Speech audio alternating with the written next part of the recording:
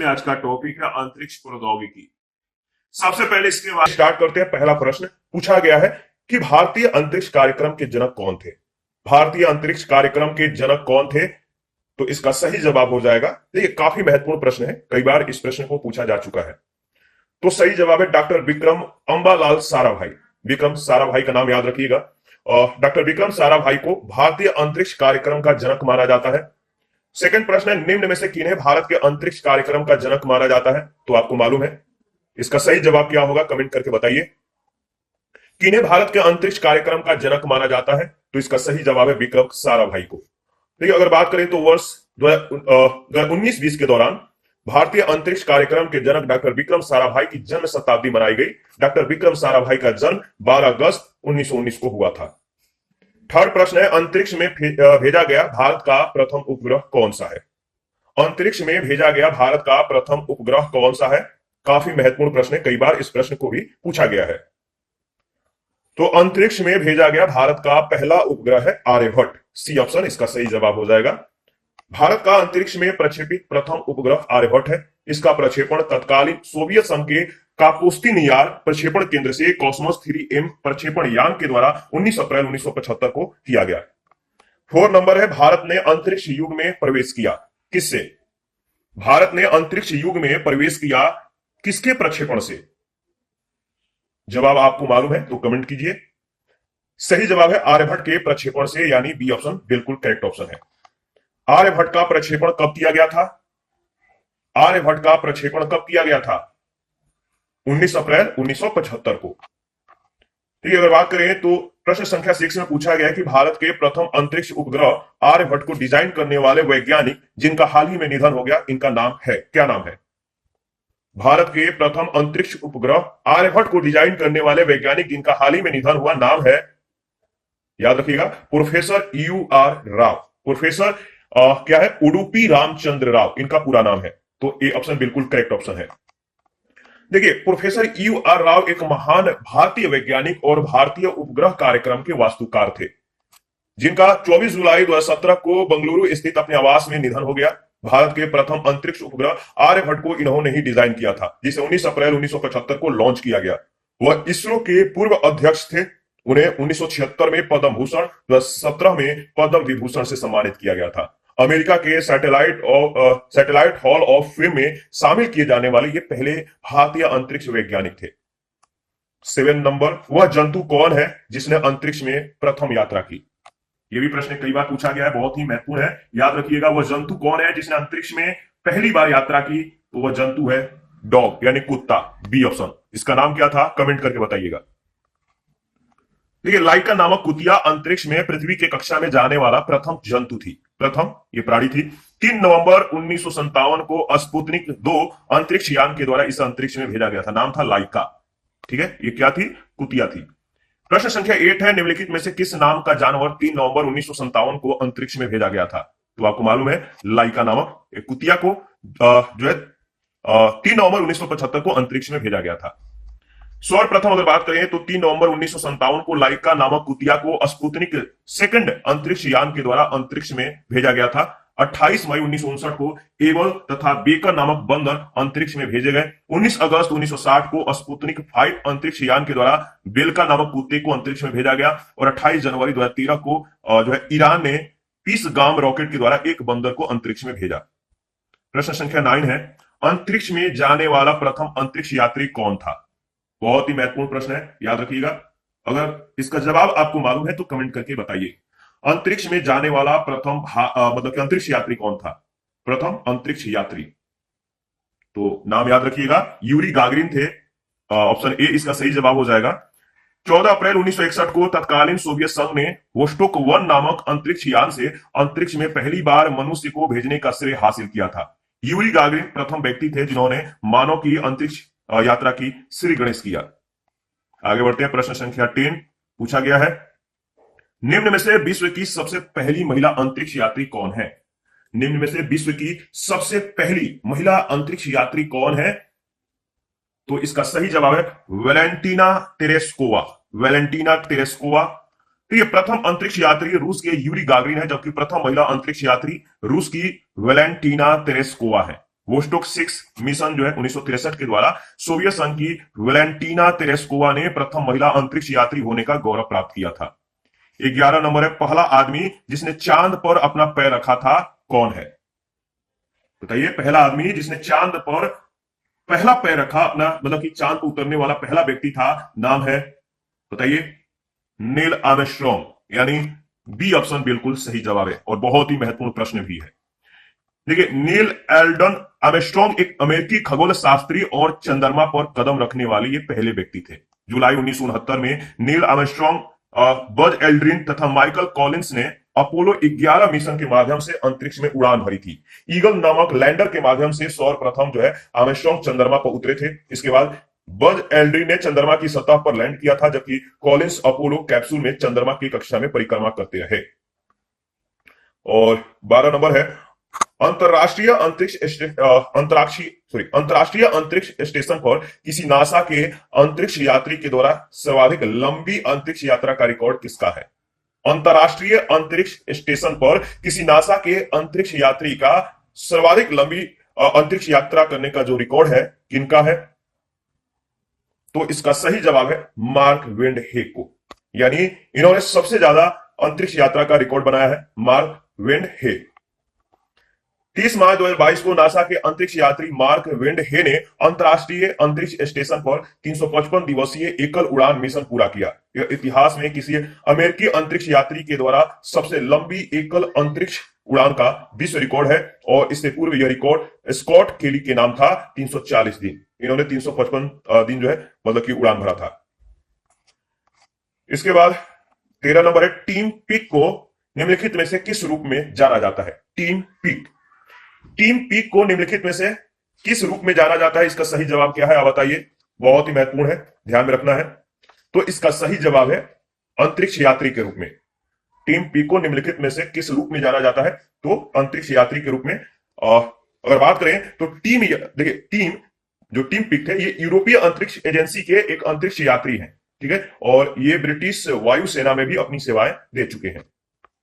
14 number है, निम्नलिखित युग्मों में से कौन एक सही सुमेलित नहीं है? निम्नलिखित युग्मों में से कौन एक सही सुमेलित नहीं है? तो देखिए, पहला सही है, कॉस्मिक बैकग्राउंड का संबंध उपग्रह कार्यक्रम एक्सप्लोरर से है, फेल्कॉन का समुद्रगत केबल तंत्र से, डिस्कवरी का अंतरिक्ष शटल से। लेकिन अटलांटिस का संबंध अंतरिक्ष स्टेशन से दिया गया है, यह सही सुमेलित नहीं है। कोलंबिया, चैलेंजर, डिस्कवरी, अटलांटिस तथा एंडेवर अमेरिकी अंतरिक्ष एजेंसी नासा के स्पेस शटल है। नासा के द्वारा इन सभी का परिचालन अब बंद किया जा चुका है। यहां उल्लेखनीय है कि शटल रॉकेट की तरह प्रक्षेपित किए जा सकते हैं, उपग्रह की भांति पृथ्वी का चक्कर लगा सकते हैं तथा वायुयान की तरह जो है पृथ्वी पर ये उतर सकते हैं। अन्य विकल्पों में कॉस्मिक बैकग्राउंड एक्सप्लोरर एक उपग्रह कार्यक्रम है। इस कार्यक्रम में नासा ने ब्रह्मांडीय विकिरणों की जांच के लिए कोबे नाम के एक उपग्रह का जो है प्रक्षेपण 18 नवंबर 1989 को डेल्टा यान के द्वारा किया गया था। फेल्कॉन रिलायंस कम्युनिकेशन के द्वारा बिछाया गया विश्व का सबसे बड़ा निजी समुद्रगत केबल तंत्र है। इसका उद्घाटन 5 सितंबर 2006 को किया गया। यह तंत्र भारत को अभी 4 महाद्वीपों तथा 11 देशों में या देशों से जोड़ने में यह सक्षम है। 15 नंबर है, सूची 1 सूची 2 को सुमेलित करना है। बताना है कि इनमें से कौन सा सही है, इसका मिलान कीजिएगा। ठीक है, अगर मिलान कीजिएगा तो जो क्यूरियोसिटी रोवर है इसका जो सही संबंध होगा किसके साथ है? तो यूएसए का यह मंगल ग्रह अन्वेषी अंतरिक्ष यान है, क्यूरियोसिटी रोवर, याद रखिएगा। इसके बाद मैसेंजर का जो संबंध है नासा का बुध ग्रह अन्वेषी अंतरिक्ष यान से है। रुस्तम 1 का जो संबंध है डीआरडीओ का मानव रहित वायुयान से है। और आकाश 2 जो है ये टैबलेट है, सबसे सस्ती। ठीक है, इसके बारे में अगर बात करें तो ऑप्शन ए सही है, ये वाला ऑप्शन सही है बिल्कुल। क्यूरियोसिटी रोवर जो है नासा के मार्स साइंस लेबोरेटरी मिशन के तहत नवंबर 2011 में फ्लोरिडा से एटलस वी रॉकेट के द्वारा जो है प्रक्षेपित मंगल ग्रह अन्वेषी अंतरिक्ष यान है। मैसेंजर बुध ग्रह की सतह, भू रसायन और अंतरिक्ष पर्यावरण के अध्ययन के लिए 2004 में नासा के द्वारा प्रक्षेपित अंतरिक्ष यान है। रुस्तम 1 डीआरडीओ की बंगलुरु स्थित इकाई एरोनॉटिकल डेवलपमेंट एस्टेब्लिशमेंट के द्वारा विकसित मानव रहित विमान। और आकाश 2 का जो संबंध है विश्व के सबसे सस्ते टैबलेट कंप्यूटर आकाश का 9 संस्करण। 16 नंबर है, निम्नलिखित में से कौन सा नासा का अंतिम अंतरिक्ष यान यानी अंतिम अंतरिक्ष शटल रहा है? नासा का अंतिम अंतरिक्ष यान कौन सा है? याद रखिएगा, सही जवाब है अटलांटिस। ऑप्शन ए बिल्कुल करेक्ट ऑप्शन है। देखिए, अगर बात करें तो 8 से 21 जुलाई के बीच 2011 के स्पेस शटल अटलांटिस की अंतिम उड़ान के साथ नासा के स्पेस शटल कार्यक्रम का समापन हो गया। 2011 में 8 से 21 जुलाई के मध्य संपन्न स्पेस शटल जो अटलांटिस थी, इसकी अंतिम उड़ान के साथ नासा के स्पेस शटल कार्यक्रम को समाप्त कर दिया गया। कोलंबिया स्पेस शटल 1 फरवरी 2003 को पृथ्वी के वायुमंडल में पुनर्प्रवेश के दौरान ध्वस्त हो गया था। स्पेस शटल डिस्कवरी का अंतिम अंतरिक्ष मिशन जो था वो 24 फरवरी 2011 से 9 मार्च 2011 के बीच, और एंडेवर अपने अंतिम अंतरिक्षीय मिशन पर जो है 16 मई 2011 को प्रक्षेपित किया गया था तथा 1 जून 2011 को यह पृथ्वी पर सफलतापूर्वक उतरा, जिसके बाद इसे सेवानिवृत्त कर दिया गया। इसके बाद 17 नंबर है DAVINCI प्लस और VERITAS नासा के द्वारा घोषित नए 2 मिशन है। ये किससे संबंधित है? तो याद रखिएगा, शुक्र ग्रह से। अगर बात करें तो अमेरिकी अंतरिक्ष एजेंसी नासा ने 2021 में शुक्र ग्रह के अनुसंधान के लिए 2 नए मिशनों का चयन किया। पहला है deep atmosphere Venus investigation of noble gases chemistry and imaging. दूसरा है VERITAS यानी Venus emissivity radio science InSAR topography and spectroscopy. देखिए, DAVINCI प्लस क्या है? ये शुक्र ग्रह की वायुमंडल के संगठन की जो है माप करेगा, जबकि VERITAS जो है ये शुक्र के सतह का मानचित्रण करेगा। 18 नंबर जो है, निम्नलिखित में से कौन सा सही सुमेलित है? बताइए, इनमें से कौन सा सही सुमेलित है? जैसे पहला दिया गया है कि जो अंतरिक्ष यान कैसिनी हाइगेंस है, क्या इसका प्रयोजन था शुक्र की परिक्रमा करना और डाटा जो है पृथ्वी तक इसका संचार करना। बताइए, ये क्या सही है? तो नहीं, पहला जो स्टेटमेंट है सही सुमेलित नहीं है, ये हटा दीजिए। बचा 2 और 3। मैसेंजर क्या है? बुध का मानचित्रण और अन्वेषण करने वाला। क्या ये सही है? बिल्कुल सही है। और वायेजर 1 और 2 जो है बाह्य सौर परिवार का ये अन्वेषण करने वाला मतलब कि मिशन था। तो दूसरा और तीसरा बिल्कुल करेक्ट है। कैसिनी हाइगेंस शनि ग्रह पर भेजा गया मानव रहित अंतरिक्ष यान था, अतः युग्म 1 जो है सही सुमेलित नहीं है। बुध ग्रह के रासायनिक संगठन, चुंबकीय क्षेत्र आदि के अध्ययन के लिए अगस्त 2004 में नासा के द्वारा मैसेंजर नामक रोबोटिक अंतरिक्ष यान का प्रक्षेपण किया गया था। और बाह्य सौर परिवार के अन्वेषण के लिए 1977 में नासा के द्वारा वायेजर कार्यक्रम के तहत 2 मानव रहित अंतरिक्ष मिशन वायेजर 1 और वायेजर 2 का प्रक्षेपण किया गया था। 19 नंबर है, नासा का अंतरिक्ष यान कैसिनी किस ग्रह के मिशन पर है? नासा का अंतरिक्ष यान कैसिनी जो है किस ग्रह के मिशन पे है? सही जवाब क्या होगा बताइए? सही जवाब है शनि ग्रह के मिशन पर, यानी सी ऑप्शन। कैसिनी नासा के द्वारा शनि एवं उसके उपग्रहों के अध्ययन के लिए प्रक्षेपित एक रोबोटिक अंतरिक्ष यान था। सितंबर 2017 में यह मिशन जो है समाप्त हो गया। याद रखिएगा। प्रश्न संख्या 20 पूछा गया है कि निम्नलिखित में से कौन सा एक अंतरिक्ष यान है? कौन सा एक अंतरिक्ष यान है? तो याद रखिए कैसिनी। कैसिनी नासा के द्वारा शनि और उसके उपग्रहों के अध्ययन के लिए प्रक्षेपित रोबोटिक अंतरिक्ष यान था।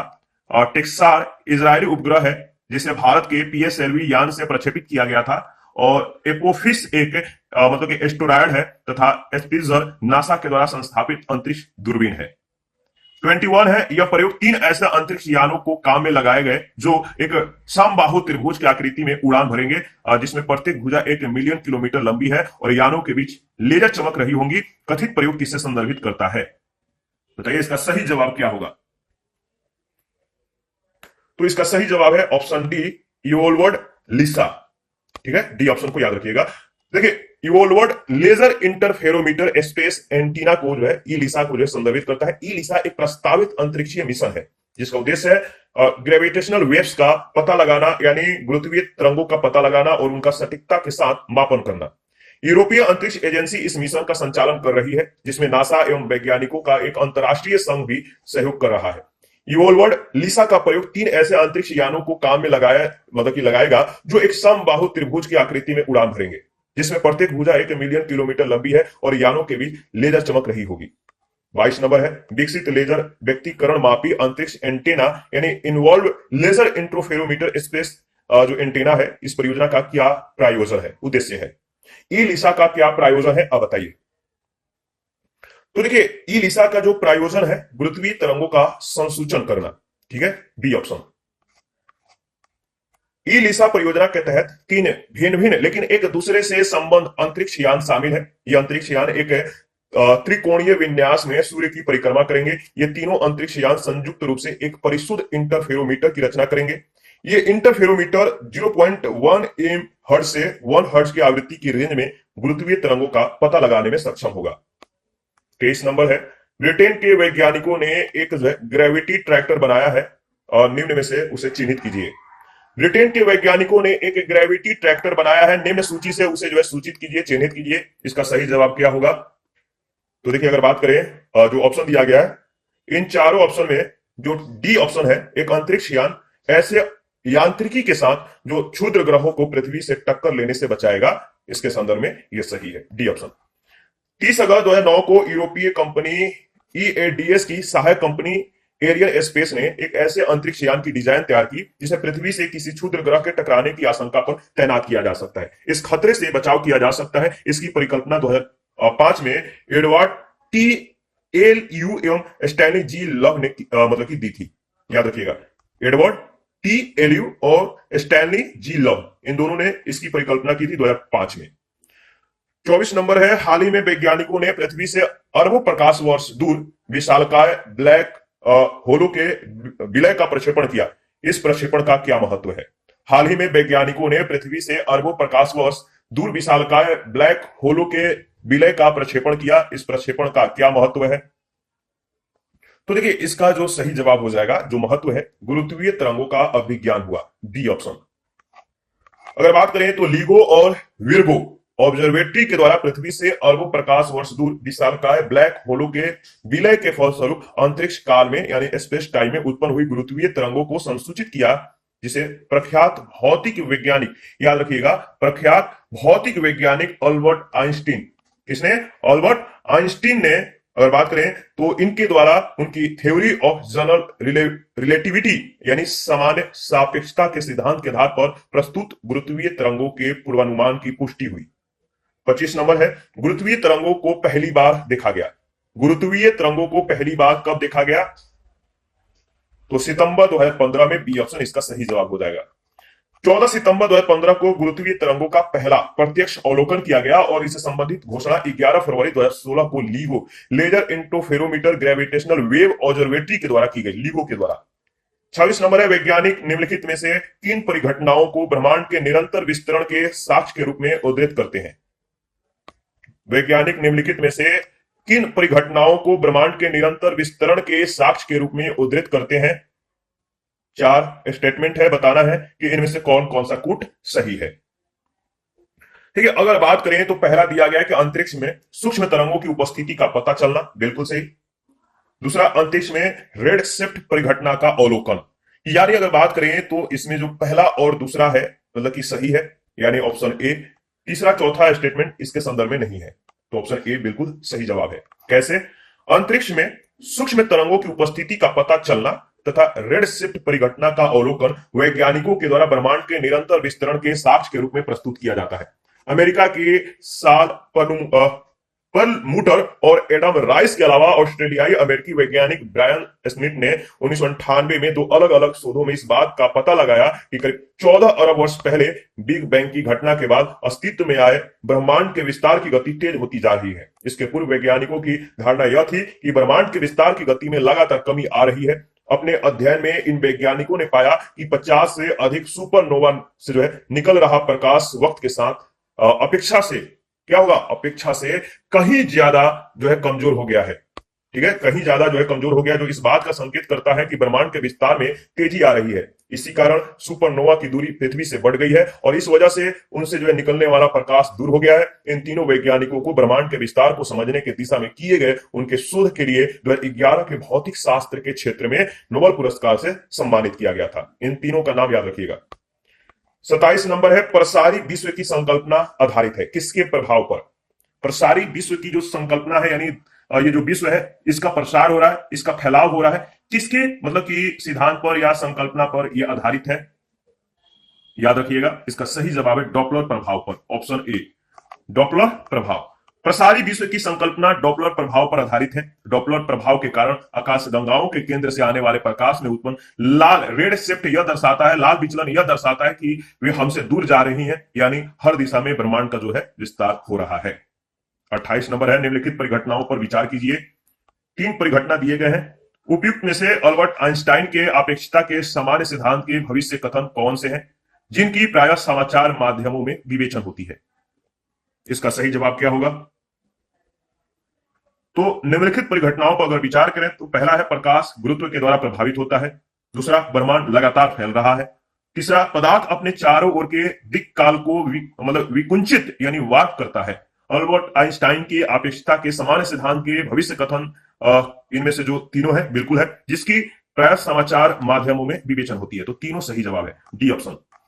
शिल्पकाय पिंडों जैसे न्यूट्रॉन तारों तथा ब्लैक होल से होकर गुजरने के दौरान प्रकाश में झुकाव उत्पन्न होता है, इसलिए पहला सत्य है। आइंस्टाइन के भविष्य कथन के अनुरूप खगोलविदों ने पाया कि ब्रह्मांड का लगातार जो है समय के साथ तेजी से विस्तार हो रहा है, फैलाव हो रहा है। दूसरा कथन भी सत्य है। पदार्थ यानी ग्रह और तारे अपने चारों ओर के दिक् काल में विकुंचित करते हैं, यानी तीसरा भी सत्य है।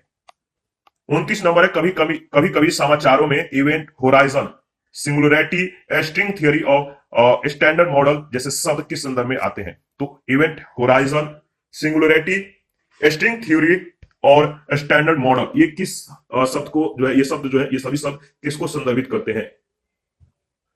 तो इसका सही जवाब हो जाएगा, अगर बात करें तो इसका सही जवाब हो क्या होगा? ब्रह्मांड का प्रक्षेपण और बोध से संबंधित ये वर्ड है, यानी ये ऑप्शन बिल्कुल करेक्ट ऑप्शन है। इसके बारे में अगर बात करें तो ठीक है, इवेंट होराइजन यह एक ऐसी बाउंड्री है या सीमा है जो अंतरिक्ष में ब्लैक होल के चारों ओर के क्षेत्र को परिभाषित करती है। इस सीमा के अंदर किसी भी घटना को प्रक्षेपण संभव नहीं है। सिंगुलरिटी जो है, यह अंतरिक्ष काल में एक ऐसा स्थल है जहां किसी खगोलीय पिंड का गुरुत्वाकर्षण क्षेत्र अनंत हो जाता है। और स्ट्रिंग थियरी, इसमें सभी पदार्थों एवं बलों को जो है एकल सैद्धांतिक रूपरेखा में सम्मिलित करके ब्रह्मांड के मूल स्तर की व्याख्या कणों के साथ या स्थान पर कंपायमान स्ट्रिंग पदों में की जाती है।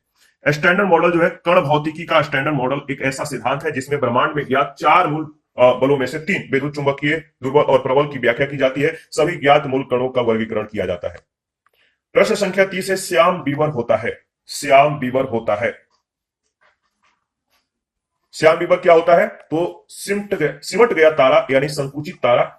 श्याम बीवर या ब्लैक होल अत्यधिक घनत्व और द्रव्यमान वाले ऐसे पिंड होते हैं जिनका गुरुत्वाकर्षण इतना प्रबल होता है कि उसे प्रकाश किरणों को भी बचाया नहीं जा सकता, यानी उनसे होकर प्रकाश किरण भी बचकर नहीं निकल पाते हैं। क्योंकि ब्लैक होल प्रकाश के किरणों को अवशोषित कर लेता है, इसीलिए यह दृश्य जो है, ये जो ब्लैक होल को जो है देखना संभव नहीं है, यानी ये अदृश्य बना रहता है। जब कोई तारा विकास के मुख्य अवस्था से निकलकर वृद्धावस्था की ओर अग्रसर होता है, यानी बुढ़ापा की ओर बढ़ता है, तो उसका बाहरी हिस्सा फैलता है और ठंडा होता है और उसकी चमक कम हो जाती है। इस स्थिति को रेड गैंट यानी रक्त दानव और सुपर रक्त दानव कहते हैं। इस अवस्था में क्रमशः क्या होता है कि नोवा और सुपरनोवा विस्फोट के बाद तारा अपने आकार के अनुरूप जो है मृत्यु की 3 दशाओं को, कृष्ण वामन, ब्लैक ड्वार्फ, इसके बाद न्यूट्रॉन स्टार या श्याम बीवर, इनमें से कोई एक प्राप्त करता है। भारतीय अमेरिकी भौतिकविद सुब्रमण्यम चंद्रशेखर ने 1930 में 1.44 सौरिक द्रव्यमान की वह सीमा निश्चित की थी जिसके अंदर के तारे मतलब कि श्वेत बामन बनते हैं और उसके ऊपर के अवशेष द्रव्यमान वाले जो तारे हैं न्यूट्रॉन स्टार या ब्लैक होल के रूप में परिवर्तित होते हैं। प्रश्न संख्या नेक्स्ट है, पूछा गया है 31 में, कथन ये कह रहा है कि कृष्ण छिद्र एक ऐसा खगोलीय अस्तित्व है जिसे दूरबीन से नहीं देखा जा सकता। कारण, कृष्ण छिद्र पर गुरुत्वीय क्षेत्र इतना प्रबल होता है कि यह प्रकाश को भी बच निकलने नहीं देता। इनमें से जो कथन सत्य है बताइए। तो इसके बारे में ऑलरेडी हम लोगों ने कुछ ही सेकंड पहले डिस्कस किया था। इसका सही जवाब हो जाएगा ऑप्शन ए और आर दोनों सही है। आर ए का सही स्पष्टीकरण है। कैसे? ब्लैक होल एक असीमित घनत्व का द्रव्य युक्त पिंड है जो प्रकाश को परावर्तित करने में सक्षम होने के कारण ही मतलब कि अदृश्य है। इसका गुरुत्वाकर्षण क्षेत्र इतना प्रबल होता है कि कोई भी द्रव्य, यहां तक कि प्रकाश भी यहां से पलायन नहीं कर पाता है। यही कारण है कि कृष्ण छिद्र को दूरबीन से नहीं देखा जा सकता। 32 है, श्याम बीवर। श्याम बीवर जो है, इसके संदर्भ में क्या सही होगा? श्याम बीवर क्या है? तो सारे विकिरण जो इसके पास से प्रवाहित होते हैं इनका अवशोषण करता है। श्याम बीवर, सी ऑप्शन, ये जो मतलब कि श्याम बीवर के बारे में जो सी ऑप्शन में वर्णित किया गया बिल्कुल सही है। ब्लैक होल एक अत्यधिक घनत्व वाला पिंड है जहां पर गुरुत्वीय क्षेत्र इतना प्रबल होता है कि यह अपने नजदीक से प्रवाहित होने वाले सारे विकिरण को अवशोषित कर लेता है। 33 है, पूछल तारे की पूंछ की दिशा सदैव होती है किस ओर? जो पूछल तारे होते हैं पूंछ की दिशा किस ओर होती है? तो पूछल तारे की पूंछ की जो दिशा है सदैव होती है सूर्य से दूर की ओर। ये ऑप्शन। सौर मंडल छोर पर विद्यमान छोटे छोटे अरबों पिंड धूमकेतु या पूछल तारे कहलाते हैं और यह गैस और धूल का संग्रह है। इनकी पूंछ हमेशा जो है सूर्य से दूर दिखाई देती है, सूर्य से दूरी के संदर्भ में दिखाई देती है, तो इसको ध्यान में रखिएगा। इसके बाद 34 है। 34 में पूछा गया कि अत्यधिक घनत्व वाले नक्षत्रों को क्या कहते हैं? अत्यधिक घनत्व वाले जो नक्षत्र हैं इनको कहते हैं, क्या कहते हैं? तो न्यूट्रॉन स्टार्स। अत्यधिक घनत्व वाले नक्षत्र को न्यूट्रॉन तारे कहते हैं, न्यूट्रॉन स्टार्स कहते हैं। 35 नंबर है। अंतरिक्ष में कई 100 किलोमीटर की गति से यात्रा कर रहे विद्युत आवेशी कण यदि पृथ्वी के धरातल पर पहुंच जाए तो जीव जंतुओं को गंभीर नुकसान पहुंचा सकते हैं। ये कण किस कारण से पृथ्वी के धरातल पर नहीं पहुंच पाते?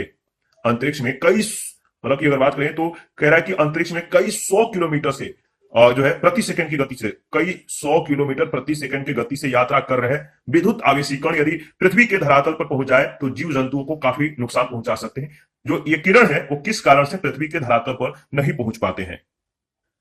किस कारण से? कारण क्या है? तो कारण है पृथ्वी की चुंबकीय शक्ति उन्हें ध्रुवों की ओर क्या कर देता है? मोड़ देती है। तो यही कारण है जो ये मतलब की जो किरण है, कौन? विद्युत आवेशी कण ये पृथ्वी के मतलब कि प्रवेश में, पृथ्वी के वायुमंडल में प्रवेश करने से मतलब कि ये रहित हो जाते हैं, नहीं प्रवेश कर पाते हैं। अगर बात करें तो अंतरिक्ष में तीव्र गति से तेजी से यात्रा कर रहे विद्युत आवेशी कण ये पृथ्वी के धरातल पर नहीं पहुंच पाते हैं। ऐसा क्यों होता है? क्योंकि पृथ्वी का जो चुंबकीय क्षेत्र है उन्हें ध्रुवों की ओर क्या कर देता है? मोड़ देता है, टर्न कर देता है। और इसका सर्वश्रेष्ठ उदाहरण है ऑरोरा। 36 नंबर है। यदि कोई मुख्य सौर तूफान पृथ्वी पर पहुंचता है तो पृथ्वी पर निम्नलिखित में से कौन कौन से जो है संभव मतलब कि प्रभाव होंगे? कौन कौन से प्रभाव पड़ेगा?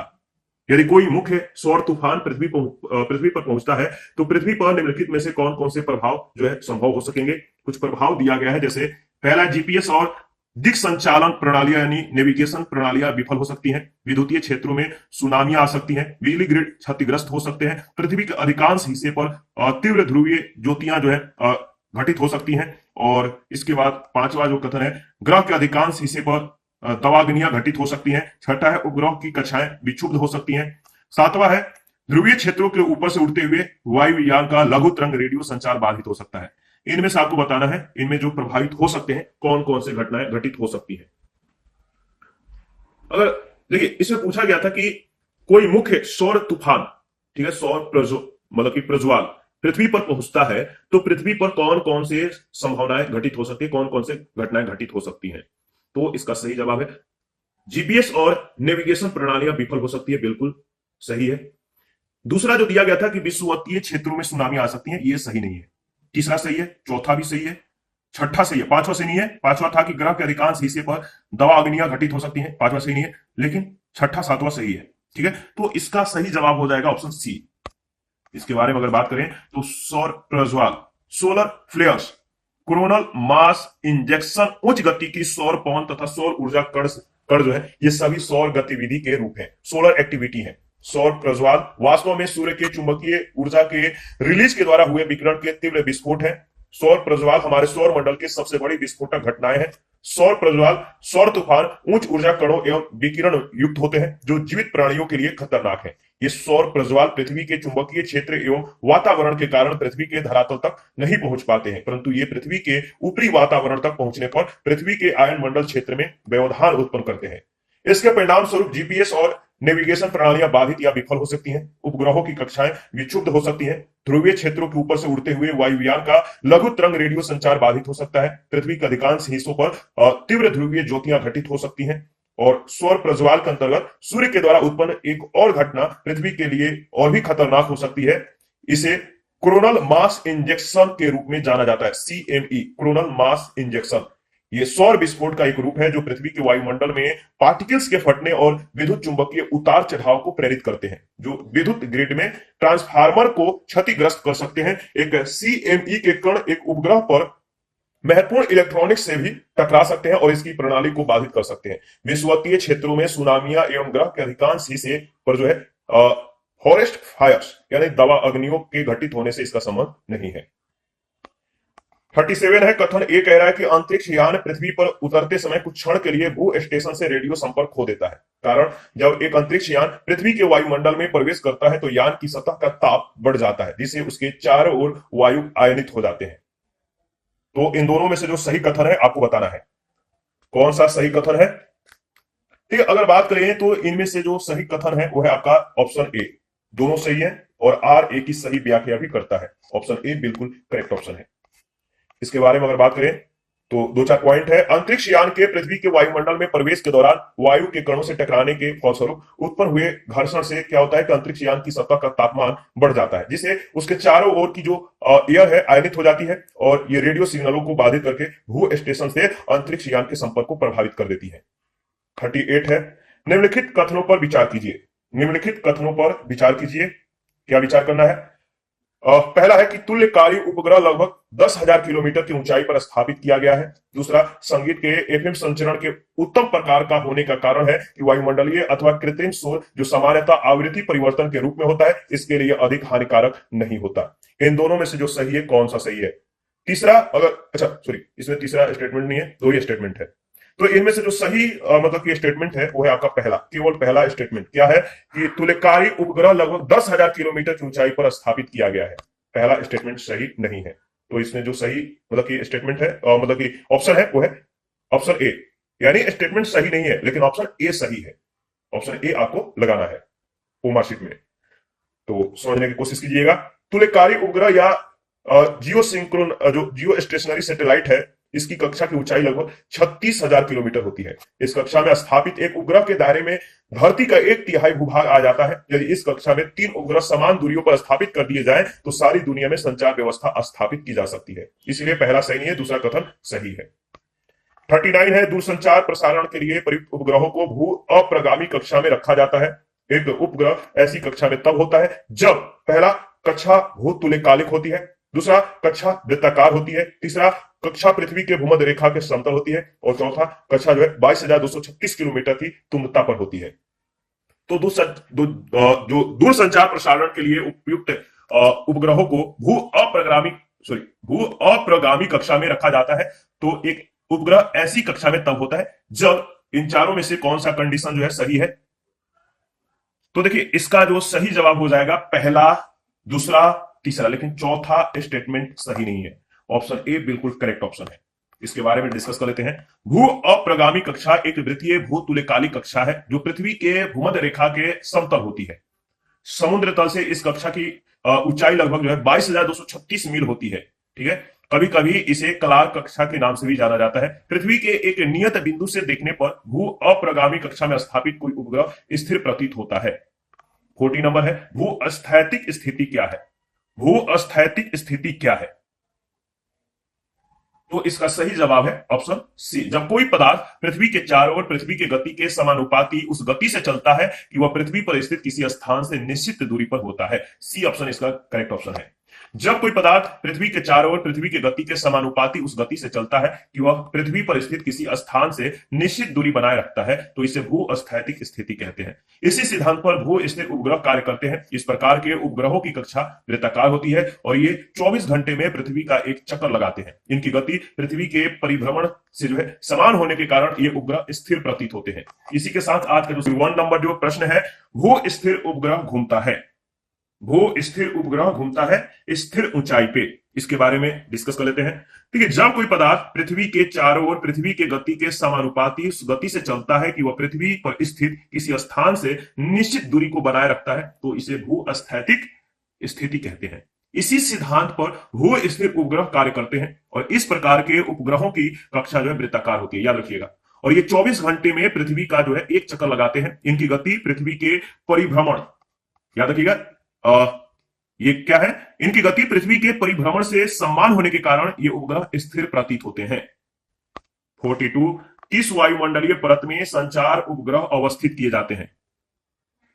किस वायुमंडलीय परत में संचार उपग्रह अवस्थित किए जाते हैं, तो इसका सही जवाब है ऑप्शन डी, एक जो एस्फीयर यानी बहिर्मंडल में। इसके बारे में डिस्कस कर लेते हैं, काफी बार यहां से प्रश्न पूछे जा चुके हैं। पैटरसन ने वायुमंडल को 5 अधोलिखित भागों में विभाजित किया है। पहला है क्षोभमंडल, इसकी ऊंचाई 0 से 18 किलोमीटर माना जाता है। दूसरा है समताप मंडल, इसकी ऊंचाई 18 से 30 किलोमीटर। तीसरा है मध्य मंडल, इसकी ऊंचाई 30 से 80 किलोमीटर। चौथा है आयन मंडल, इसकी ऊंचाई 80 से 400 किलोमीटर। और पांचवा है बाह्य मंडल, इसकी ऊंचाई 400 किलोमीटर से ऊपर माना जाता है। बाह्य मंडल में वायु अत्यंत विरल होती है तथा धीरे धीरे बाह्य अंतरिक्ष में ये विलीन हो जाती है। इसी में संचार उपग्रह अवस्थित किए जाते हैं। उपग्रहों के माध्यम से जानकारी सुलभ हुई है कि ब्रह्मांड के ऊपर जो है चुंबकीय मंडल प्रसारित है। 43 नंबर है, एक भू स्थिर उपग्रह का काल होता है।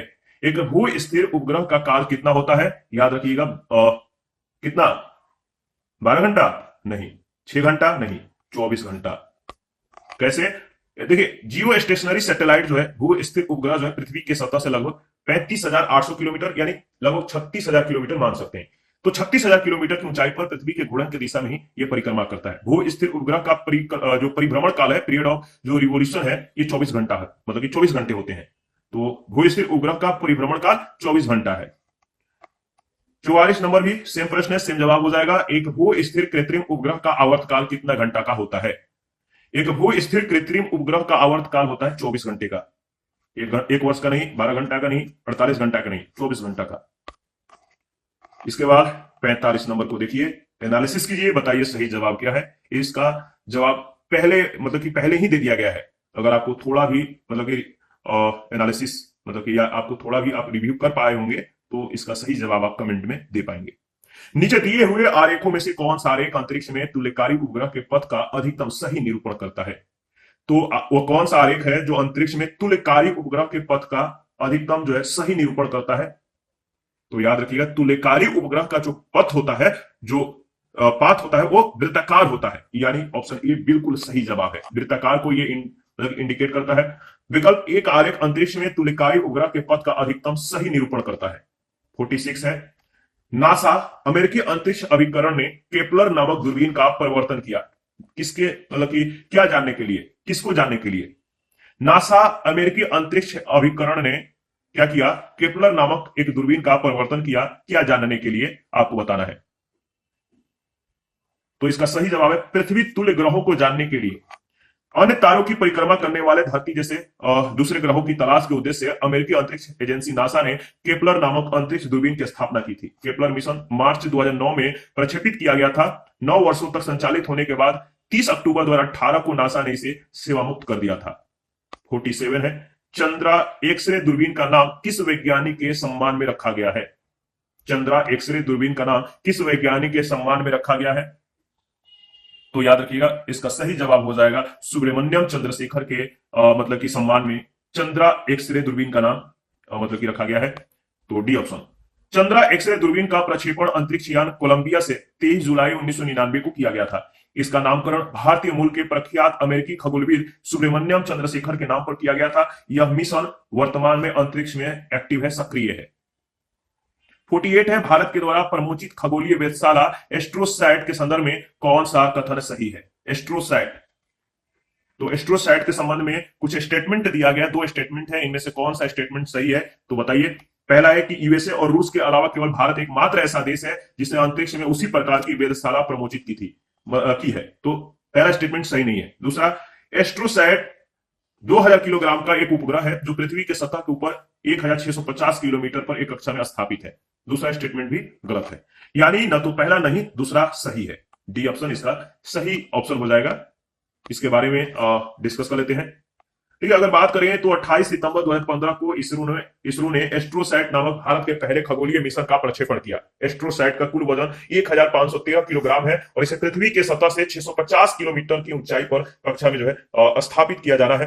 दूसरा इसलिए सत्य है कि भारत के अलावा अब तक जो है यूरोपीय अंतरिक्ष एजेंसी और अमेरिका, रूस, जापान के अंतरिक्ष एजेंसियों ने भी अंतरिक्ष में ऐसी वेधशालाएं स्थापित करने की उपलब्धि प्राप्त कर ली है। इसलिए पहला भी असत्य है। 49 है, विश्व की सबसे ऊंचाई पर स्थित दूरबीन वेधशाला मतलब की है। विश्व की सबसे ऊंचाई पर स्थित दूरबीन वेधशाला कहां पर है? तो याद रखिएगा, बहुत ही महत्वपूर्ण ये सवाल है, कई बार ये सवाल पूछे जा चुके हैं। तो इसका सही जवाब है भारत में। वर्तमान में विश्व की सबसे ऊंची खगोलीय वेधशाला उत्तरी चिली के अटकामा मरुस्थल में सेरो और मतलब कि चैजनेटर ज्वालामुखी के चोटी पर स्थित यूनिवर्सिटी ऑफ टोक्यो अटकामा वेधशाला है। यह समुद्र तल से 5,640 मीटर की ऊंचाई पर स्थित है। प्रश्नकाल में विश्व की सबसे ऊंची खगोलीय वेधशाला इंडियन एस्ट्रोनॉमिकल ऑब्जर्वेटरी थी। यह लद्दाख क्षेत्र में स्थित हानले गांव में समुद्र तल से 4,500 मीटर की ऊंचाई पर और 2001 में इसे स्थापित किया गया था। इसरो का पूरा नाम क्या है, बताइए। इसरो का पूरा नाम क्या है? तो इसरो का पूरा नाम है इंडियन स्पेस रिसर्च ऑर्गेनाइजेशन, यानी डी ऑप्शन। भारतीय अंतरिक्ष अनुसंधान संगठन यानी ISRO Indian space research organisation Bharat की अंतरिक्ष एजेंसी है। इसका गठन 15 अगस्त 1969 को किया गया था। इसका मुख्यालय बेंगलुरु में स्थित है। कहां पर? बेंगलुरु में। 51 है, जब इनसैट 3B लॉन्च किया गया था उस समय निम्नलिखित में से कौन इसरो का अध्यक्ष था? जब इनसैट 3B लॉन्च किया गया था उस समय निम्नलिखित में से कौन इसरो का अध्यक्ष था? सही जवाब है के कस्तूरी रंगन। ऑप्शन सी बिल्कुल करेक्ट ऑप्शन है, के कस्तूरी रंगन। के कस्तूरी रंगन 1994 से अगस्त 2003 तक भारतीय अंतरिक्ष अनुसंधान संगठन के यानी इसरो के अध्यक्ष रहे। उनके कार्यकाल में ही भारत ने 21 मार्च 2000 को फ्रेंच गुयाना के कोरू प्रक्षेपण स्थल से एरियन 5G रॉकेट के द्वारा इनसैट 3B संचार उपग्रह का प्रक्षेपण किया था। 52 है, भारतीय अंतरिक्ष अनुसंधान संगठन के अध्यक्ष हैं। भारतीय अंतरिक्ष अनुसंधान संगठन के अध्यक्ष हैं, इनमें से कौन है? 2008 का यह प्रश्न है। 2008 RAS और RTS में पूछा गया। तो इसका सही जवाब क्या होगा, बताइए। अगर बात करें भारतीय अंतरिक्ष अनुसंधान संगठन के जो अध्यक्ष हैं, प्रश्नकाल के दौरान भारतीय अंतरिक्ष अनुसंधान संगठन के अध्यक्ष जी माधवन नायर थे, लेकिन वर्तमान में इसरो के अध्यक्ष जनवरी 2022 से एस सोमनाथ है। कौन है? एस सोमनाथ। तो प्रश्नकाल के संदर्भ में अगर बात की जाए तो सी ऑप्शन बिल्कुल सही जवाब है। प्रेजेंट वाला भी नाम याद रखिएगा, इंपॉर्टेंट है। 53 है, इसरो के चेयरमैन निम्न में से कौन है? इसरो के चेयरमैन कौन है? तो देखिए इसका सही जवाब हो जाएगा, इनमें से जो इसरो के चेयरमैन है वो है एएस किरण कुमार। एएस किरण कुमार 14 जनवरी 2015 से 14 जनवरी 2018 तक इसरो के अध्यक्ष एएस किरण कुमार थे। इसरो के वर्तमान अध्यक्ष एस सोमनाथ हैं। एस सोमनाथ। जनवरी 2022 में निम्नलिखित में से किसे भारतीय अंतरिक्ष अनुसंधान संगठन के 10वें अध्यक्ष के रूप में नियुक्त किया गया है? 2022 में किसे भारतीय अंतरिक्ष अनुसंधान संगठन यानी इसरो के 10वें अध्यक्ष के रूप में नियुक्त किया गया है, अपॉइंट किया गया है? तो याद रखिएगा एस सोमनाथ को, डी ऑप्शन। एस सोमनाथ। जनवरी 2022 में केंद्र सरकार ने प्रसिद्ध रॉकेट वैज्ञानिक डॉक्टर एस सोमनाथ को भारतीय अंतरिक्ष अनुसंधान संगठन यानी इसरो का 10वां अध्यक्ष नियुक्त किया गया था। उनका कार्यकाल 3 वर्ष का होगा। इस पद पर उन्होंने डॉक्टर के सिवन का स्थान लिया। 55 है, कथन ये कह रहा है कि भारत के टेलीकम्युनिकेशन को उपग्रह से जोड़ दिया गया है। कारण, भारत स्टार वार की तैयारी कर रहा है। जो 55 नंबर जो प्रश्न है, इन दोनों में से कौन सा स्टेटमेंट सही है? क्या एक दूसरे की व्याख्या करते हैं? तो देखिए पहला स्टेटमेंट तो सही है, लेकिन जो कारण आर दिया गया है, कथन ए सही है, कारण आर सही नहीं है। भारत स्टार वार की तैयारी नहीं कर रहा है। तो इसके बारे में अगर बात करें तो भारत की दूरसंचार, प्रसारण, मौसम विज्ञान आदि के क्षेत्र में आवश्यकताओं की पूर्ति के लिए इनसैट भू-स्थैतिक उपग्रहों की एक श्रृंखला इसरो के द्वारा प्रक्षेपित की गई है।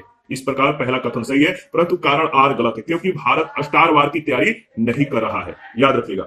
56 नंबर है, भारतीय उपग्रह श्रृंखला जो दूरसंचार तंत्र के लिए उपयोग में लाई जा रही है वो है।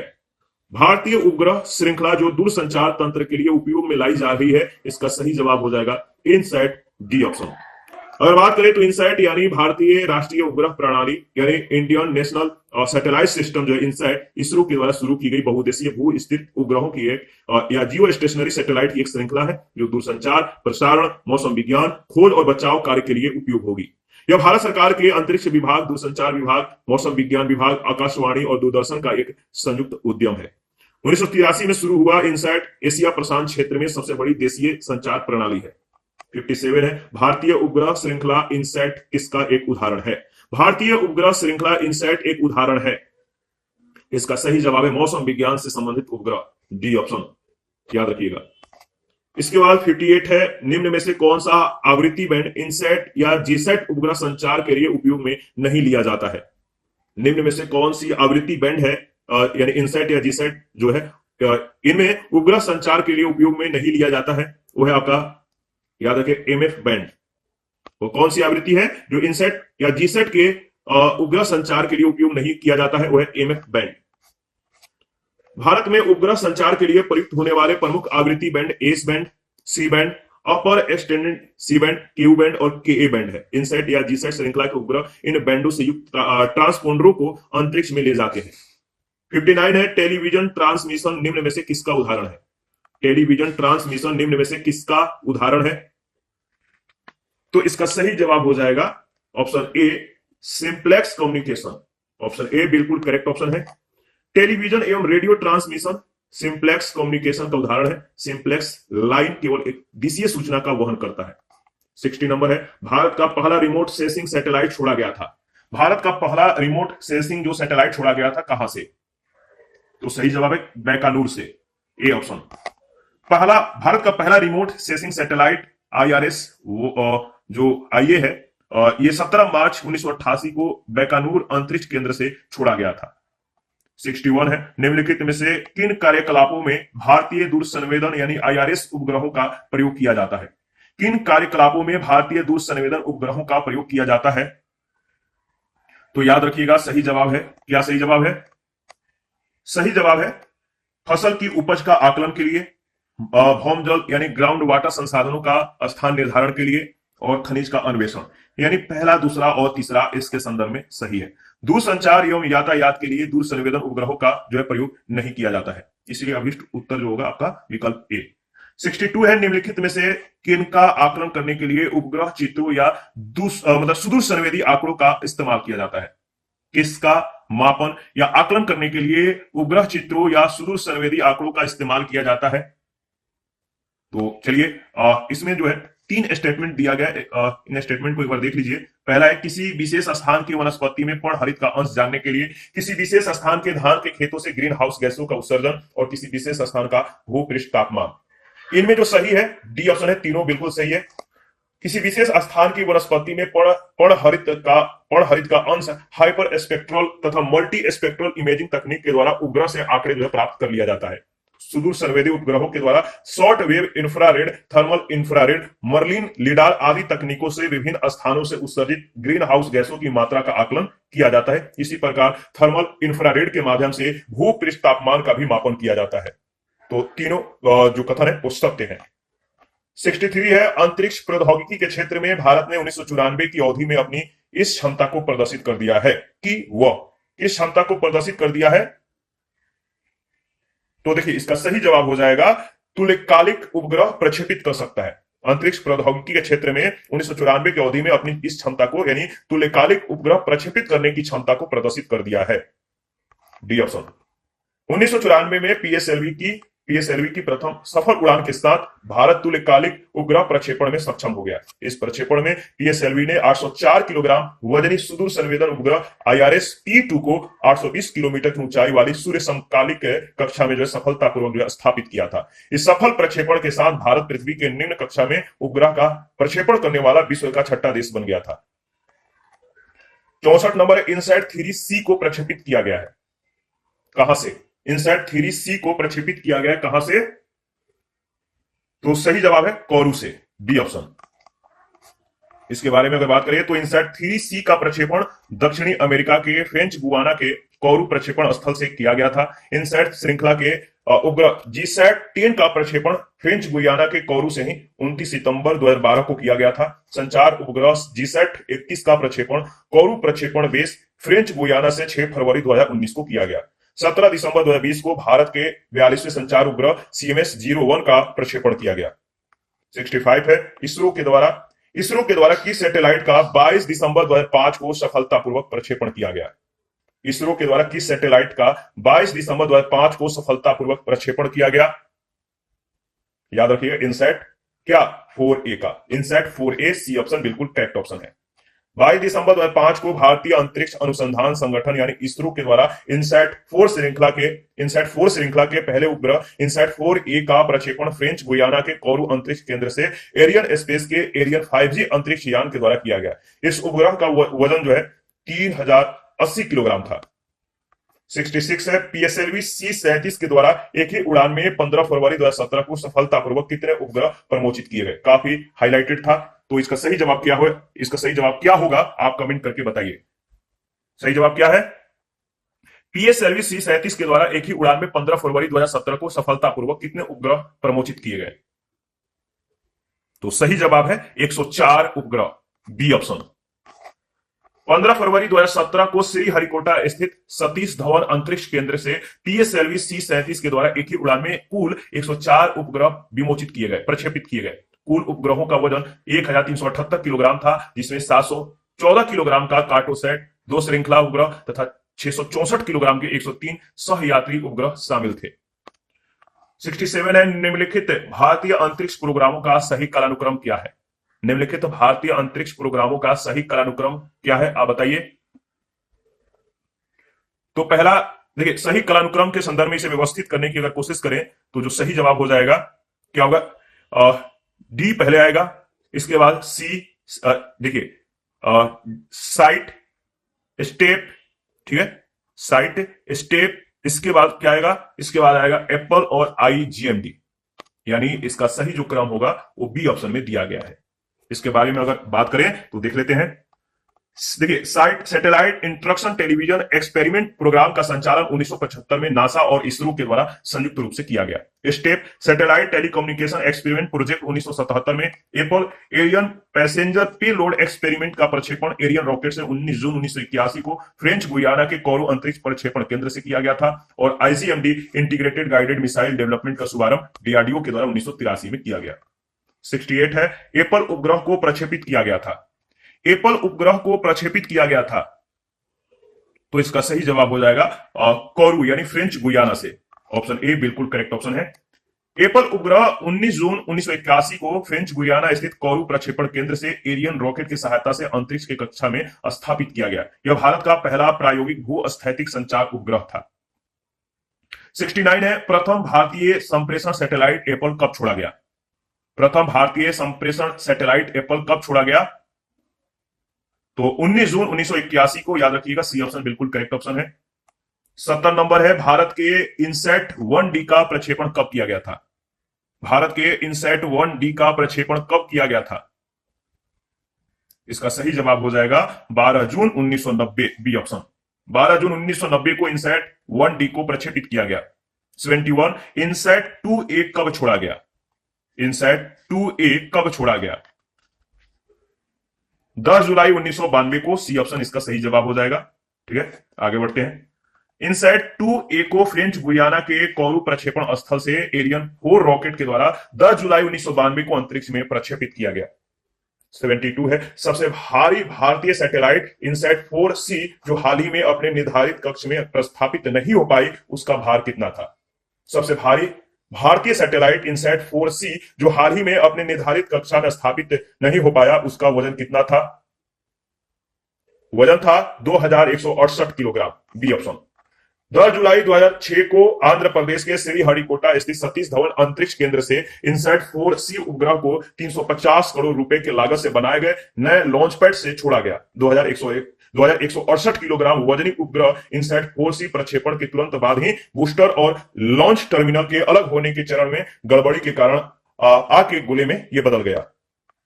73 है, भारत का पहला संचार उपग्रह IRNSS-1A कहां से छोड़ा गया? भारत का पहला संचार उपग्रह IRNSS-1A जो है, IRNSS-1A कहां से छोड़ा गया? तो याद रखिएगा, सही जवाब है श्रीहरिकोटा से। ऑप्शन ए बिल्कुल करेक्ट ऑप्शन है। भारतीय क्षेत्रीय नेविगेशन उपग्रह प्रणाली यानी IRNSS के पहले उपग्रह जो है IRNSS-1A का प्रक्षेपण PSLV C-22 के द्वारा 1 जुलाई 2013 को श्रीहरिकोटा स्थित सतीश धवन अंतरिक्ष केंद्र से किया गया था। 74 है, भारतीय क्षेत्रीय संचालन उपग्रह प्रणाली यानी Indian regional navigation satellite system, IRNSS का पूरा नाम है Indian regional navigation satellite system के संदर्भ में कौन सा कथन सही है? इस पर विचार करके बताइए। तो IRNSS के तुल्यकालिक यानी जियो स्टेशनरी कक्षाओं में 3 उपग्रह हैं और भूतुल्यकालिक कक्षाओं में 4 उपग्रह हैं। क्या यह सही है? बिल्कुल सही है। दूसरा स्टेटमेंट सही नहीं है। IRNSS की व्याप्ति संपूर्ण भारत पर और इसकी सीमाओं के लगभग 5500 वर्ग किलोमीटर बाहर तक है। नहीं, 2019 के मध्य तक भारत की पूर्ण वैश्विक व्याप्ति के साथ अपनी उपग्रह संचालन प्रणाली होगी, ऐसा भी नहीं है। तो ऑप्शन ए बिल्कुल सही है, पहला स्टेटमेंट बिल्कुल सही है। इसके बारे में डिस्कस कर लेते हैं।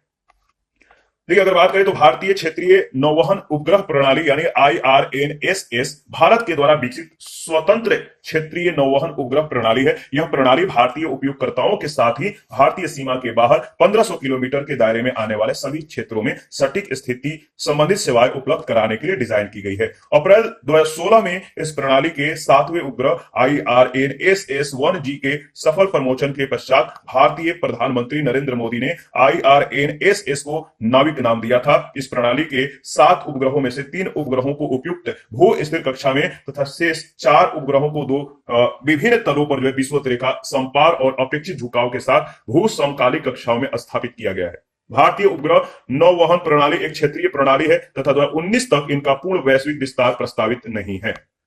75 नाविक का फुल फॉर्म है, तो इसका सही जवाब क्या है? नाविक का पूरा नाम क्या है? सही जवाब है navigation with Indian constellation. Navigation with Indian constellation यानी बी ऑप्शन। 76 है गैलीलियो परियोजना जो हाल ही में चर्चा का विषय थी, क्या है? गैलीलियो परियोजना क्या है? तो देखिए, अगर बात करिए गैलीलियो जो परियोजना है जो हाल ही में चर्चा का विषय था, यह था यूरोपीय संघ के द्वारा विकसित की जा रही एक बहु उपग्रह संचालन परियोजना, डी ऑप्शन। इसके बारे में थोड़ा बहुत डिस्कस कर लेते हैं। गैलीलियो परियोजना अमेरिका के ग्लोबल पोजिशनिंग सिस्टम यानी जीपीएस तथा रूस के ग्लोनास की तरह यूरोपीय अंतरिक्ष एजेंसी तथा यूरोपीय संघ की एक बहु उपग्रह संचालन परियोजना है। इस परियोजना में यूरोपीय संघ के अलावा इजराइल, यूक्रेन, मोरक्को, दक्षिण कोरिया और नॉर्वे की सहभागिता है।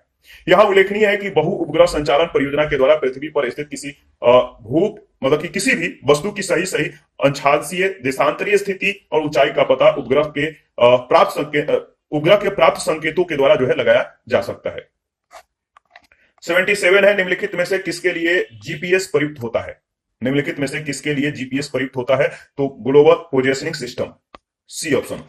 जीपीएस यानी ग्लोबल पोजिशनिंग सिस्टम एक वैश्विक नौवहन उपग्रह प्रणाली है जिसका विकास संयुक्त राज्य अमेरिका के रक्षा विभाग के द्वारा डिफेंस डिपार्टमेंट के द्वारा किया गया था। 27 अप्रैल 1995 से जीपीएस ने पूर्ण रूप से नागरिक कार्यों के लिए काम करना प्रारंभ कर दिया था। यह काफी महत्वपूर्ण है, इसको ध्यान में रखिएगा। 78 है जीपीएस तकनीक का उपयोग निम्नलिखित में से किन क्षेत्रों में हो सकता है? जीपीएस तकनीकों का उपयोग निम्नलिखित में से किन क्षेत्रों के लिए किया जा सकता है? तो देखिए, इसका सही जवाब हो जाएगा मोबाइल फोन प्रचालन के लिए, बैंकिंग प्रचालन और पावर ग्रिडों का नियंत्रण, यानी तीनों के लिए। पहला, दूसरा, तीसरा, डी ऑप्शन बिल्कुल सही है। ग्लोबल पोजिशनिंग सिस्टम एक जो है अंतरिक्ष आधारित नौचालन प्रणाली है, सिस्टम है जिसका विकास अमेरिकी रक्षा विभाग के द्वारा किया गया था। जीपीएस 3 प्रमुख तंत्रों, पहला है उपग्रह खंड, दूसरा है नियंत्रण एवं निगरानी खंड, तीसरा है उपयोगकर्ता खंड से मिलकर बना हुआ है। जीपीएस जो है प्राप्तकर्ता यानी रिसीवर अपनी स्थिति का आकलन पृथ्वी से ऊपर स्थापित जीपीएस सैटेलाइट के द्वारा भेजे जाने वाले संकेतों के आधार पर कर सकता है। इन संकेतों के आधार पर जीपीएस रिसीवर की 3D स्थिति, अक्षांश, देशांतर और उन्तांश तथा समय के बारे में जो है पता चल जाता है। वर्तमान में जीपीएस का प्रयोग बड़े पैमाने पर होने लगा है। सेना में इस तकनीक का प्रयोग काफी समय से किया जा रहा है। नागरिक और वाणिज्यिक प्रयोग के पुष्टि से यह काफी महत्वपूर्ण है। वैज्ञानिक और सर्वेक्षण कार्य के लिए ट्रेन, जहाजों के परिचालन तथा जमीन का सर्वेक्षण करना, नक्शा बनाना, आपदा राहत कार्यों के लिए भी जीपीएस तकनीक का, जीपीएस सिस्टम का प्रयोग किया जा रहा है। इसके अलावा बैंकिंग और मोबाइल प्रचालन, पावर ग्रिड के नियंत्रण के लिए भी जीपीएस तकनीक का प्रयोग किया जाता है। इसके बाद प्रश्न संख्या नेक्स्ट है 79। भारत ने कुछ दशकों में उपग्रह प्रक्षेपण यानों को बनाया है। इनमें से ABCD यानों के बनाने का जो सही कालक्रम है वो क्या है? तो देखिए, ABCD में जो उपग्रह प्रक्षेपण यानों को दिया गया है, इसका जो सही कालक्रम होगा, सबसे पहले SLV पहले बना, इसके बाद बना इस SLV में संशोधन करके क्या किया गया, ASLV को बनाया गया, इसके बाद PSLV और इसके बाद GSLV। तो डी ऑप्शन बिल्कुल करेक्ट ऑप्शन है। SLV जो है 10 अगस्त 1979 को बना, ASLV 1987 को, PSLV 1993 को और GSLV 2001 को। प्रश्न संख्या 80 है निम्नलिखित जोड़े सुमेलित करें। निम्नलिखित जोड़े सुमेलित करें। चलिए मिलान करते हैं, इसका सही जवाब क्या होगा। तो देखिए, अगर बात करें तो उपग्रह प्रक्षेपण यान जो SLV जो 3 है, इसका जो संबंध है किस सैटेलाइट से है? तो याद रखिएगा रोहिणी। संवर्धित उपग्रह प्रक्षेपण यान यानी ASLV का संबंध किसे है? वह SROSSC से। ध्रुवीय उपग्रह प्रक्षेपण यान यानी PSLV का जो संबंध है वह है किससे? चंद्रयान 1 से। और GSLV का जो संबंध है EDUSAT से है। यानी इसमें जो सही मिलान है वो सी ऑप्शन में दिया गया। दोबारा से इसको रिवाइज कर देते हैं। उपग्रह प्रक्षेपण यान 3 यानी SLV-3 का जो सैटेलाइट है रोहिणी है, और ASLV का संबंध SROSSC से है। PSLV का चंद्रयान 1 से है, भू समकालीन जो उपग्रह प्रक्षेपण है या GSLV जो है इसका संबंध EDUSAT से है।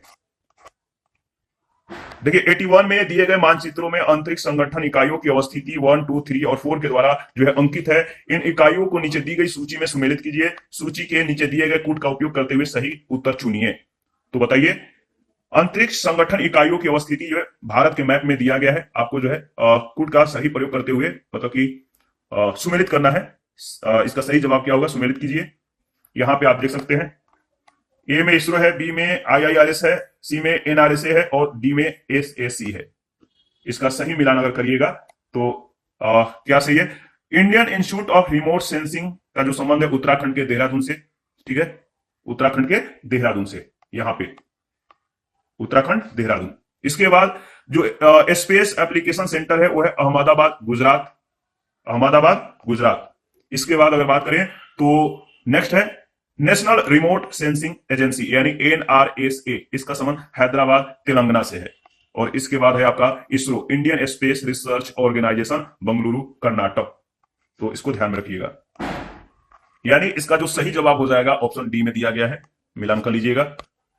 यहां पे आप देख सकते हैं IIRS Indian institute of remote sensing Dehradun में है, स्पेस एप्लीकेशन सेंटर अहमदाबाद में है, नेशनल रिमोट सेंसिंग एजेंसी जो है हैदराबाद तेलंगाना में है, और Indian space research organisation Bengaluru Karnataka में है। 82 है इसरो की मास्टर कंट्रोल सुविधा हासन में है जो अवस्थित है। हासन कहां पर अवस्थित है? तो याद रखिएगा हासन कर्नाटक में है, डी ऑप्शन। इसरो की मास्टर कंट्रोल सुविधा कर्नाटक राज्य के हासन शहर में स्थित है। 1982 में स्थापित यह सुविधा इसरो के द्वारा प्रक्षेपित किए जाने वाले उपग्रहों की निगरानी और नियंत्रण के लिए उत्तरदायी है। इसरो की एक अन्य मास्टर कंट्रोल सुविधा 2005 में नेपाल में स्थापित की गई थी, याद रखिएगा। इसके बाद 83 में सूची 1 सूची 2 के साथ आपको मिलान करना है। तो चलिए मिलान करते हैं। सही जवाब क्या होगा? इसरो कहां पर है? इसरो का जो संबंध है किस जगह से है बताइए। इसका सही जवाब इसरो है बेंगलुरु में। IUCA कहां पर है? IUCA जो है यह है पुणे में। IUAC जो है, देखिए एक था IUCA और एक है IUAC, ये कहां पर है? ये है नई दिल्ली। और VSAC जो है ये कहां पर है? ये त्रिवंतपुरम। यानी इसका सही जवाब है ऑप्शन ए। ऑप्शन ए बिल्कुल करेक्ट ऑप्शन है। विक्रम साराभाई अंतरिक्ष केंद्र केरल राज्य के त्रिवंतपुरम में स्थित है। इसरो का मुख्यालय बेंगलुरु में है। इंटर यूनिवर्सिटी एक्सीलरेटर सेंटर जो है नई दिल्ली में स्थित है। और IUCA inter university centre for astronomy and astrophysics Pune में है। 84 है निम्नलिखित में से कौन सा कथन सुमेलित नहीं है? कौन सा कथन सुमेलित नहीं है? जो कथन सुमेलित नहीं हुआ है सी ऑप्शन, भारतीय अंतरिक्ष अनुसंधान संगठन उपग्रह जो है केंद्र श्रीहरिकोटा में दिया गया है, जो कि सुमेलित नहीं है। भारतीय अंतरिक्ष अनुसंधान संगठन यानी इसरो उपग्रह केंद्र, नया नाम है EUR राव उपग्रह केंद्र, याद रखिएगा EUR राव उपग्रह केंद्र, और इसकी स्थापना 1972 में हुई थी। यह केंद्र जो है बेंगलुरु यानी कर्नाटक में अवस्थित है। 85 निम्नलिखित में से कौन सा युग्म सही सुमेलित है? कौन सा युग्म सही सुमेलित है? इसका सही जवाब क्या होगा? इनमें से जो सही युग्म सुमेलित है वह स्पेस एप्लीकेशन केंद्र अहमदाबाद, ठीक है, ये सुमेलित है, यानी डी ऑप्शन बिल्कुल करेक्ट ऑप्शन है। इसके बारे में देख लेते हैं। स्पेस एप्लीकेशन सेंटर अहमदाबाद में ही है, जबकि विक्रम साराभाई अंतरिक्ष केंद्र त्रिवंतपुरम में, इसरो उपग्रह बेंगलुरु में, और SHAR जो है ये केंद्र जो श्रीहरिकोटा में स्थित है। इसी के साथ आज का 86 में पूछा गया कि निम्नलिखित युग्मों पर विचार कीजिए। एक तरफ इसरो के केंद्र और दूसरे तरफ स्थान दिया गया है, यानी आपको बताना है कि कौन सा स्थान कहां पर है। जैसे VSSC यानी विक्रम साराभाई अंतरिक्ष केंद्र क्या केरल में है? बिल्कुल सही। URSC जो है ये उपग्रह केंद्र क्या कर्नाटक के बेंगलुरु में है? ये भी सही है। लेकिन NRSC उत्तराखंड में नहीं है, और भारतीय सुदूर संवेदन हैदराबाद में नहीं है। यानी ए और बी बिल्कुल सही जवाब है। ऑप्शन ए बिल्कुल राइट ऑप्शन है। विक्रम साराभाई अंतरिक्ष केंद्र त्रिवेंद्रम केरल में स्थित है, जबकि UR राव उपग्रह केंद्र जो है UR राव उपग्रह केंद्र ये कर्नाटक के बेंगलुरु में है। और राष्ट्रीय सुदूर संवेदन केंद्र हैदराबाद में, भारतीय सुदूर संवेदन संस्थान देहरादून में, और IIRS भारतीय अंतरिक्ष अनुसंधान संगठन यानी इसरो अंतरिक्ष विभाग भारत सरकार की एक यूनिट है। 87 है भारतीय रिमोट सेंसिंग संस्थान स्थित है। भारतीय रिमोट सेंसिंग संस्थान कहां पर स्थित है? कुछ ही सेकंड पहले इसके बारे में हम लोगों ने डिस्कस किया था। इसका सही जवाब है देहरादून। ऑप्शन ए बिल्कुल राइट ऑप्शन है। त्रिवेंद्रम अवस्थित विक्रम साराभाई अंतरिक्ष केंद्र मुख्यतः संबंधित है। 4 स्टेटमेंट है, किससे संबंधित है आपको बताना है। पहला है रॉकेट छोड़ने के लिए प्रणोदकों के अनुसंधान से, क्या यह सही है? बिल्कुल सही है। दूसरा है मौसम से संबंधित समस्याओं के जांच के लिए ध्वनिपूर्ण रॉकेटों का प्रक्षेपित करने से, दूसरा स्टेटमेंट गलत है। इसके बाद तीसरा स्टेटमेंट दिया गया है कि अंतरिक्ष यान के डिजाइन तथा निर्माण से, यह भी गलत है। चौथा सही है उपग्रह प्रक्षेपण वाहनों के विकास से, यानी पहला और चौथा स्टेटमेंट इसके संदर्भ में सही है। त्रिवेंद्रम अवस्थित विक्रम साराभाई अंतरिक्ष केंद्र मुख्यतः जो रॉकेट छोड़ने के लिए प्रणोदकों के अनुसंधान से एवं उपग्रह प्रक्षेपण वाहनों के विकास से संबंधित है। भारत में अंतरिक्ष प्रौद्योगिकी का प्रारंभ 1969 में भारतीय अंतरिक्ष अनुसंधान संगठन के स्थापना के साथ हुआ था, याद रखिएगा। अगर बात करें तो भारतीय अंतरिक्ष कार्यक्रम को नई दिशा देने का जो श्रेय है, और याद रखिए, स्वर्गीय डॉक्टर विक्रम साराभाई को जाता है। किसका नाम? डॉक्टर विक्रम साराभाई। ठीक है, इन्हीं के द्वारा भारतीय अंतरिक्ष कार्यक्रम की नीति जो है तैयार की गई, जिसमें इस प्रौद्योगिकी के व्यवहारिक प्रयोग को प्राथमिकता दी गई। 89 है थुम्बा रॉकेट छोड़ने का जो केंद्र अवस्थित है वो कहां पर है? बताइए, थुम्बा रॉकेट छोड़ने का जो केंद्र है कहां अवस्थित है? तो याद रखिएगा, इसका सही जवाब हो जाएगा 89 का। बताइए, केरल में थुम्बा रॉकेट छोड़ने का जो केंद्र है केरल में है, तिरुवनंतपुरम में अवस्थित है। केरल की राजधानी तिरुवनंतपुरम में। और 90 नंबर है श्रीहरिकोटा द्वीप किसके निकट अवस्थित है? बहुत बार यह प्रश्न पूछा जा चुका है। श्रीहरिकोटा द्वीप किस झील के निकट या किस नदी के मुहाने के निकट अवस्थित है? सही जवाब है पुलिकट झील के निकट। श्रीहरिकोटा आंध्र प्रदेश राज्य के तटीय क्षेत्र में स्थित एक द्वीप है। इसी स्थान पर सतीश धवन अंतरिक्ष केंद्र में भारत का एकमात्र उपग्रह प्रक्षेपण केंद्र स्थित है। श्रीहरिकोटा द्वीप पुलिकट झील को बंगाल के खाड़ी के समुद्र से अलग करता है। 91 श्रीहरिकोटा रेंज जो कि भारत का उपग्रह छोड़ने का केंद्र है, किस राज्य में अवस्थित है? सेम प्रश्न सेम जवाब। आपको मालूम है इसका सही जवाब क्या होगा? किस राज्य में श्रीहरिकोटा रेंज अवस्थित है? तो याद रखिएगा आंध्र प्रदेश। प्रश्न संख्या 92 है सूची 1 सूची 2 के साथ आपको मिलान करना है। एक बार इसको एनालिसिस करके बताइए कि इसका सही जवाब क्या होगा। देखिए, एक तरफ स्थान है, दूसरी तरफ कार्य। काकरापारा कहां पर है? काकरापारा का जो संबंध है न्यूक्लियर पावर प्लांट से। Kakrapar nuclear power plant. Pokhran का जो संबंध है परमाणु बम विस्फोट स्थल से, परमाणु बम विस्फोट स्थल।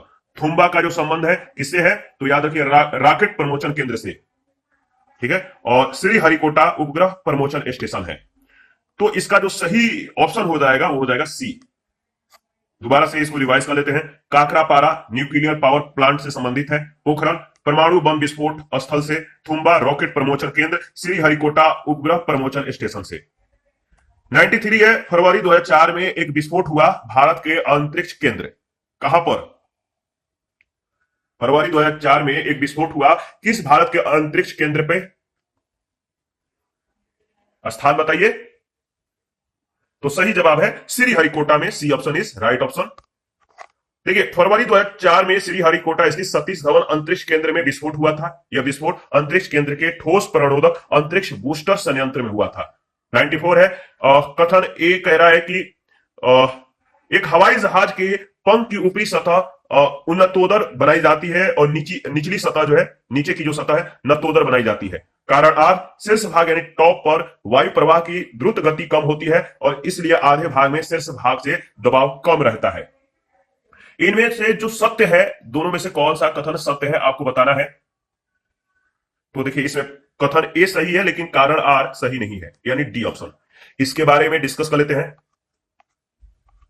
क्योंकि अगर बात करें तो एक हवाई जहाज के पंख के ऊपरी सतह जो होता है उन्नतोदर बनाई जाती है, निचली सतह नतोदर बनाई जाती है। इसीलिए कथन ए जो है सत्य हो जाता है। वायुयान के पंख की अनुप्रस्थ काट के आकार की संरचना इस प्रकार से होती है कि पंख के ऊपर की जो हवा है, ऊपर की ओर जो हवा होती है, गति ऊपर के हवा की जो गति होती है इसके नीचे की हवा की गति से अधिक होती है। यानी पंख के ऊपर के हवा की जो गति है इसके नीचे की जो वायु है इसके गति से अधिक होती है। इस प्रकरण अगर बात करें तो इस प्रकार जो पंख के ऊपर एक निम्न वायु दाब का क्षेत्र बन जाता है और इस कारण विमान ऊपरी बल के द्वारा जो है ऊपर की ओर उठने लगता है। 95 है हवाई जहाज के ब्लैक बॉक्स का रंग कैसा होता है? हवाई जहाज के ब्लैक बॉक्स का रंग कैसा होता है?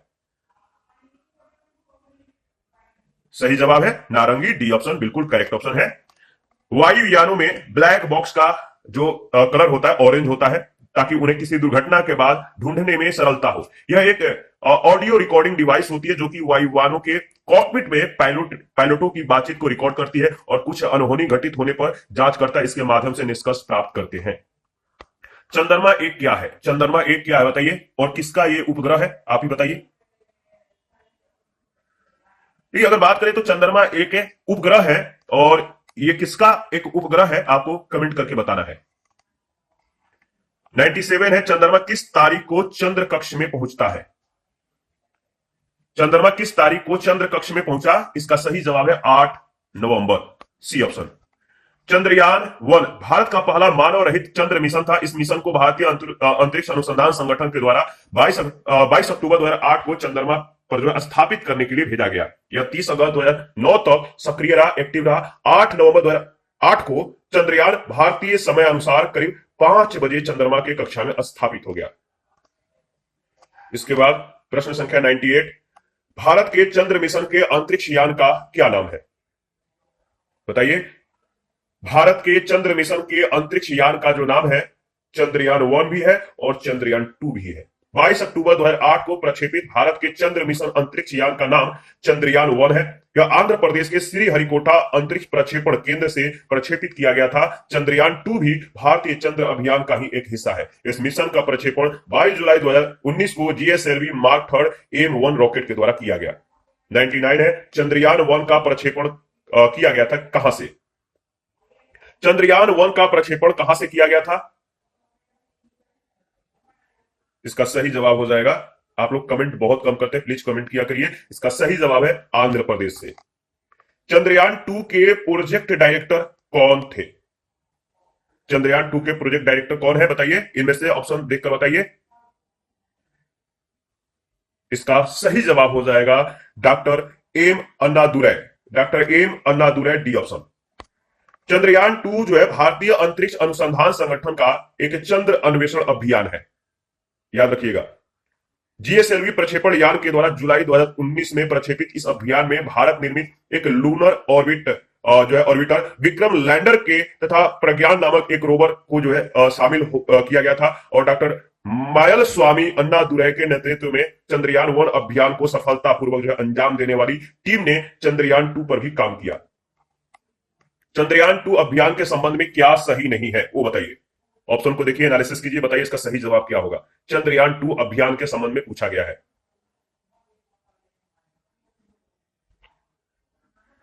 देखिए, इसका सही जवाब हो जाएगा, इस अभियान में चंद्रमा के उत्तरी ध्रुव को अन्वेषण के लिए लक्ष्य किया गया।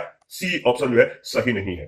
ठीक है, इसके बारे में अगर बात करें तो तत्कालीन प्रधानमंत्री मनमोहन सिंह की अध्यक्षता में 2008 में हुई केंद्रीय मंत्रिमंडल बैठक में चंद्रयान 2 मिशन को स्वीकृति प्रदान की गई थी। चंद्रयान 2 चंद्रयान 1 के बाद भारतीय अंतरिक्ष अनुसंधान संगठन के द्वारा यानी इसरो के द्वारा विकसित दूसरा चंद्र अन्वेषण मिशन है। चंद्रयान 2 को 22 जुलाई 2019 को आंध्र प्रदेश के श्रीहरिकोटा के सतीश धवन अंतरिक्ष केंद्र के सार से जो है लॉन्च किया गया। इसमें जो है विक्रम लैंडर और प्रज्ञान रोवर भी शामिल था, जो चंद्रयान के या चंद्रमा के दक्षिण ध्रुवीय क्षेत्र में अन्वेषण के लिए लक्षित किया गया था। हालांकि लैंडर का लैंडर के बारे में अगर बात करें तो लैंडर का चंद्रमा की सतह पर उतरने के दौरान पृथ्वी पर स्थित कंट्रोल रूम से संपर्क जो है टूट गया था। 102 है, जुलाई 2019 में अंतरिक्ष यान चंद्रयान 2 को किस भारतीय राज्य से प्रक्षेपित किया गया था? बताइए। जुलाई 2019 में अंतरिक्ष यान चंद्रयान 2 को किस भारतीय राज्य से प्रक्षेपित किया गया था? ये चंद्रमा के लिए अभियान था, चंद्रमा अन्वेषण के लिए, और चंद्रयान 2 को किस भारतीय राज्य से प्रक्षेपित किया गया था? इसका सही जवाब हो जाएगा, याद रखिएगा, आंध्र प्रदेश से, बी ऑप्शन।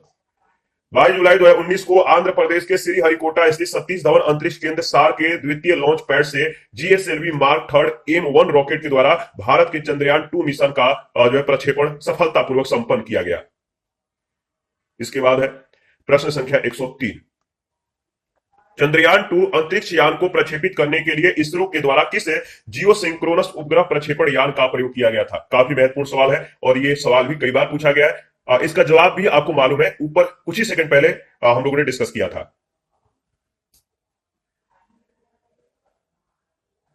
इसका सही जवाब है। देखिए कुछ लोग कमेंट लगातार कर रहे हैं, लेकिन कुछ लोग एकदम साइलेंट बैठे हुए हैं, कमेंट करना ही नहीं चाहते। प्लीज आप लोग कमेंट किया करिए। इसका सही जवाब हो जाएगा जीएसएलवी एमके थर्ड M1। ठीक है, option A. GSLV MK third M1 Chandrayaan 2 को इसके निर्धारित कक्षा में ले जाने के लिए जो है प्रयुक्त किया गया था। यह भारत का 3 चरणों वाला अब तक का सबसे शक्तिशाली लॉन्चर है, जो 4 टन के उपग्रह को जियो सिंक्रोनस ट्रांसफर ऑर्बिट में प्रक्षेपित करने में सक्षम है। 104 है, चंद्रमा पर जाने के लिए दुनिया की पहली प्राइवेट फ्लाइट योजना का नाम क्या है? चंद्रमा पर जाने के लिए दुनिया की पहली प्राइवेट फ्लाइट योजना का जो नाम है वो क्या है? इसका सही जवाब है मून एक्सप्रेस, ऑप्शन ए बिल्कुल करेक्ट ऑप्शन है। देखिए अगर बात करें तो प्रश्न काल के दौरान चंद्रमा पर जाने के लिए दुनिया की पहली प्राइवेट फ्लाइट योजना के रूप में मून एक्सप्रेस का नाम प्रस्तावित था। हालांकि फरवरी 2019 में स्पेस एक्स के फाल्कन 9 रॉकेट के द्वारा प्रक्षेपित इजराइल के बियर सीट लैंडर को निजी रूप से वित्त पोषित प्रथम चंद्र मिशन की संज्ञा दी गई। यह मिशन असफल रहा। 105 निम्नलिखित कथनों पर विचार कीजिए। निम्नलिखित कथनों पर विचार कीजिए। इसरो के द्वारा प्रमोचित मंगलयान। पहला है, मंगलयान को मार्स ऑर्बिटर मिशन भी कहा जाता है, बिल्कुल सही। दूसरा, मंगलयान ने भारत को यूएसए के बाद मंगल के चारों ओर अंतरिक्ष यान को चक्रमण कराने वाला दूसरा देश बना दिया है। दूसरा स्टेटमेंट सही नहीं है।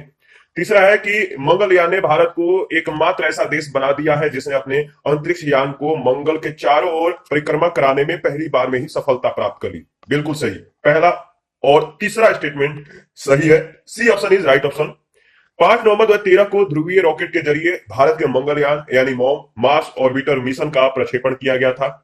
मंगलयान 24 सितंबर 2014 को मंगल के कक्षा में प्रविष्ट हो गया। इसी के साथ भारत ऐसा पहला राष्ट्र बन गया जिसने अपने पहले ही प्रयास में मंगल की कक्षा में अपने अंतरिक्ष यान की सफलता स्थापना कर जो है एक विश्व कीर्तिमान बनाया। भारत के पूर्व अमेरिका, रूस और यूरोपीय संघ मंगल के कक्षा में अपने अंतरिक्ष यान को स्थापित कराने की उपलब्धि प्राप्त कर चुके हैं। प्रश्न संख्या 106 है, तियानवेन-1 है क्या है? तियानवेन-1 क्या है? इसका सही जवाब है ये चीन का अंतरिक्ष यान है। डी ऑप्शन बिल्कुल करेक्ट ऑप्शन है। इसके बारे में डिस्कस कर लेते हैं। तियानवेन-1 चीन का प्रथम मंगल मिशन है। इसका प्रक्षेपण 23 जुलाई 2020 को किया गया था। इस मिशन में एक ऑर्बिटर, एक लैंडर और एक रोवर शामिल है। 15 मई 2021 को यह मिशन मंगल के सतह पर उतरा और इस प्रकार चीन ने पहली बार किसी मिशन को मंगल पर लैंड कराने में सफलता प्राप्त की। और इस मिशन में शामिल रोवर का नाम झुरोंग है। क्या है? झुरोंग। 107 है, निम्नलिखित में से कौन सा एक कथन चीनी अंतरिक्ष यान शेनझाओ-7 के बारे में सही नहीं है? तो चीनी अंतरिक्ष यान शेनझाओ-7 के बारे में कुछ स्टेटमेंट है। आपको स्टेटमेंट देखकर बताना है कि इनमें से कौन जो है इसके बारे में सही नहीं है। तो इसका सही जवाब हो जाएगा, इसमें चारों अंतरिक्ष यात्री थे, यानी पहला जो है सही नहीं है, ऑप्शन ए ही राइट आंसर है। चीन के तीसरे मानव युक्त अंतरिक्ष यान शेनझाओ-7 में 3 अंतरिक्ष यात्री थे। यह चीन के पूर्वोत्तर राज्य गांसू में स्थित जिउक्वान सैटेलाइट लॉन्च सेंटर से जो है 25 सितंबर 2008 को प्रक्षेपित किया गया था। शेनझाओ कार्यक्रम के तहत ही एक मानव युक्त अंतरिक्ष यान शेनझाओ-9 को 16 जून 2012 को प्रक्षेपित किया गया और इस मिशन के द्वारा चीन की पहली महिला अंतरिक्ष यात्री लियू यांग को अंतरिक्ष में भेजा गया था। प्रश्न संख्या 108 है, अगस्त 2016 में चीन ने मिसियस उपनाम से जो है एक प्रणाली विकसित की है, जो क्या है? जो है अगस्त 2016 में चीन ने मिसियस उपनाम से एक प्रणाली विकसित की है, जो है क्या है? इसका सही जवाब हो जाएगा जो एक क्वांटम उपग्रह संचार प्रणाली है। बी ऑप्शन बिल्कुल राइट आंसर है। 16 अगस्त 2016 को चीन के द्वारा विश्व के पहले क्वांटम संचार उपग्रह इसका प्रक्षेपण जो है किया गया। 5वीं शताब्दी ईसा पूर्व के चीनी दार्शनिक एवं वैज्ञानिक के नाम पर इस उपग्रह को मिसियस उपनाम दिया गया है। 109 नंबर। हाल ही में इसरो और CNES ने एक संयुक्त समुद्री निगरानी प्रणाली स्थापित करने के लिए समझौते पर हस्ताक्षर किए हैं। CNES किस देश की अंतरिक्ष एजेंसी है? बताइए, CNES किस देश की अंतरिक्ष एजेंसी है? याद रखिएगा, ये अंतरिक्ष एजेंसी फ्रांस का है। मार्च 2019 में भारतीय अंतरिक्ष अनुसंधान संगठन और फ्रांसीसी अंतरिक्ष एजेंसी ने समुद्री निगरानी के उद्देश्य से उपग्रहों का समूह निर्मित कराने के लिए एक समझौते पर हस्ताक्षर किए। इसका लक्ष्य हिंद महासागर में जहाजों को पहचानना और उनकी उपस्थिति का पता लगाना है। 110 है, आर्कटिक की जलवायु की निगरानी के लिए किस देश ने अपना पहला उपग्रह आर्कटिका एम लॉन्च किया? आर्कटिक की जलवायु की निगरानी के लिए किस देश ने अपना पहला उपग्रह आर्कटिका एम लॉन्च किया? इसका सही जवाब हो जाएगा ऑप्शन सी, रूस। सी सही जवाब है। आर्कटिक की जलवायु और पर्यावरण की निगरानी के लिए रूस के द्वारा पहला उपग्रह आर्कटिका एम प्रक्षेपित किया गया 28 फरवरी 2021 को। 111 है, किस अंतरिक्ष एजेंसी ने हाल ही में उपग्रह को ले जाने वाले विश्व के सबसे छोटे रॉकेट का सफल प्रक्षेपण किया है? किस अंतरिक्ष एजेंसी ने हाल ही में उपग्रह को ले जाने वाले विश्व के सबसे छोटे रॉकेट का सफल प्रक्षेपण किया है? इसका सही जवाब है जाक्सा, डी ऑप्शन बिल्कुल राइट ऑप्शन है। फरवरी 2018 में जापान की अंतरिक्ष एजेंसी जाक्सा ने उपग्रह को ले जाने वाले विश्व के सबसे छोटे रॉकेट का सफल प्रक्षेपण किया। 112, नासा की जेट प्रोपल्सन लेबोरेटरी स्थित है कहां? नासा की जेट प्रोपल्सन लेबोरेटरी जो स्थित है वो कहां पर स्थित है? याद रखिएगा, इसका सही जवाब हो जाएगा पासाडेना में। कहां पर? पासाडेना, सी ऑप्शन बिल्कुल राइट ऑप्शन है। इसके बारे में अगर बात करें तो 2 पॉइंट है, याद रखिएगा। नासा की जेट प्रोपल्सन लेबोरेटरी कैलिफोर्निया के उत्तरी भाग के पासाडेना में स्थित है, तो याद रखना है। 113 है, ग्रिड लाइटिंग 10 GL10 भी जिसे कहते हैं, जिसका हाल ही में समाचारों में उल्लेख हुआ, ये क्या है? ग्रिड लाइटिंग 10 या GL10 जिसका हाल ही में समाचारों में काफी उल्लेख किया गया, ये क्या है? इसका सही जवाब हो जाएगा नासा के द्वारा परीक्षित विद्युत विमान, ऑप्शन ए बिल्कुल करेक्ट ऑप्शन है। ग्रिड लाइटिंग 10 और 10 इंजनों वाला एक विद्युत विमान है जिसका विकास नासा के द्वारा किया जा रहा है। यह ऐसा विमान है जो टेक ऑफ एवं लैंड तो एक हेलीकॉप्टर की तरह करता है, जबकि हवा में एक वायुयान की भांति ही उड़ान भरता है। 114, नासा के किस अंतरिक्ष यान ने चंद्रमा पर जल के होने की पुष्टि की है? नासा के किस अंतरिक्ष यान ने चंद्रमा पर जल के होने की पुष्टि की है? सही जवाब है सोफिया, सी ऑप्शन। देखिए, अक्टूबर 2020 में अमेरिकी अंतरिक्ष एजेंसी नासा ने सूर्य की रोशनी से प्रकाशित चांद के सतह पर पानी की खोज की है। चंद्रमा पर पानी की खोज नासा की stratospheric observatory for infrared astronomy ने यानी सोफिया ने की। सोफिया ने चंद्रमा के दक्षिणी गोलार्ध में स्थित पृथ्वी से दिखाई देने वाले सबसे बड़े क्रेटरों में से एक है और क्लेवियस क्रेटर में पानी के अणुओं का पता लगाया है, H2O का। 115 है, नासा का डीप इंपैक्ट अंतरिक्ष मिशन कौन से धूमकेतु केंद्र के विस्तृत चित्र लेने के लिए प्रयोग में लाया गया? नासा का डीप इंपैक्ट अंतरिक्ष मिशन कौन से धूमकेतु केंद्र के विस्तृत चित्र लेने के लिए प्रयोग में लाया गया? इसका सही जवाब हो जाएगा ऑप्शन डी, टेम्पल 1। डी इसका सही जवाब है, टेम्पल 1। इसके बारे में अगर बात करें तो डीप इंपैक्ट अमेरिकी अंतरिक्ष एजेंसी नासा के द्वारा 12 फरवरी, याद रखिएगा, 12 फरवरी 2005 को प्रक्षेपित एक अंतरिक्ष अन्वेषक अभियान है। यह अंतरिक्ष यान डेल्टा 2 के द्वारा टेम्पल 1 धूमकेतु के अन्वेषण के लिए प्रक्षेपित किया गया था। 429 मिलियन किलोमीटर की यात्रा 174 दिवसों में संपन्न कर डीप इंपैक्ट का स्मार्ट इंपैक्टर इससे अलग होकर 4 जुलाई 2005 को टेम्पल 1 से टकराया और इंपैक्टर ने इसको जो है नाभिक में प्रवेश करके धूमकेतु के पदार्थों के चित्र को पृथ्वी पर जो है संप्रेषित करने में सफलता प्राप्त की या सहायता प्रदान की। डीप इंपैक्ट अभियान के माध्यम से पहली बार किसी धूमकेतु के नाभिक में प्रवेश कर उसके ग्रहीय पदार्थों का चित्र प्राप्त करने में सफलता प्राप्त हुई। पूर्व के याद रखिए गिवोटो एवं स्टार डस्ट अभियानों के द्वारा केवल धूमकेतु के सतह पर या सतह का चित्र प्राप्त करने में इसने सफलता प्राप्त की। प्रश्न संख्या 116 है, नासा के मंगल ग्रह पर यान का क्या नाम है? नासा के मंगल ग्रह पर यान का नाम जो है वह है आपका फिनिक्स, ऑप्शन ए। फिनिक्स एक रोबोटिक अंतरिक्ष यान है जिसे नासा के मंगल स्काउट कार्यक्रम के तहत मंगल ग्रह पर अन्वेषण के लिए भेजा गया था। यह अंतरिक्ष यान 25 मई 2008 को मंगल पर उतरा था। यह मिशन नवंबर 2008 तक कार्यशील रहा। 117 है, मंगल ग्रह पर जनवरी 2004 में पहुंचने वाला प्रथम अमेरिकन रोवर था। इनमें से कौन था? 2004 में मंगल ग्रह पर पहुंचने वाला पहला अमेरिकन रोवर था। इसका सही जवाब है, बताइए। इसका सही जवाब है एस्पिरिट यानी सी ऑप्शन। स्पिरिट रोवर जो है नासा के मंगल अन्वेषण रोवर मिशन के तहत मंगल पर भेजे गए 2 रोवरों में से एक था। यह एक रोबोटिक रोवर है जो 4 जनवरी 2004 को मंगल पर सफलतापूर्वक जो है लैंड हुआ। यह रोवर 2010 तक क्रियाशील रहा। दूसरा रोवर अपॉर्चुनिटी 2018 तक क्रियाशील रहा। नासा के मार्स साइंस लेबोरेटरी मिशन के तहत एक अन्य रोवर क्यूरोसिटी 26 नवंबर 2011 को प्रक्षेपित किया गया था, जो अगस्त 2012 में मंगल के गेल क्रेटर पर लैंड हुआ। नासा के द्वारा जुलाई 2020 में मंगल 2020 मिशन के तहत परसेवेरेनस नामक रोवर का प्रक्षेपण किया गया। याद रखिएगा। आगे बढ़ते हैं। प्रश्न संख्या नेक्स्ट है।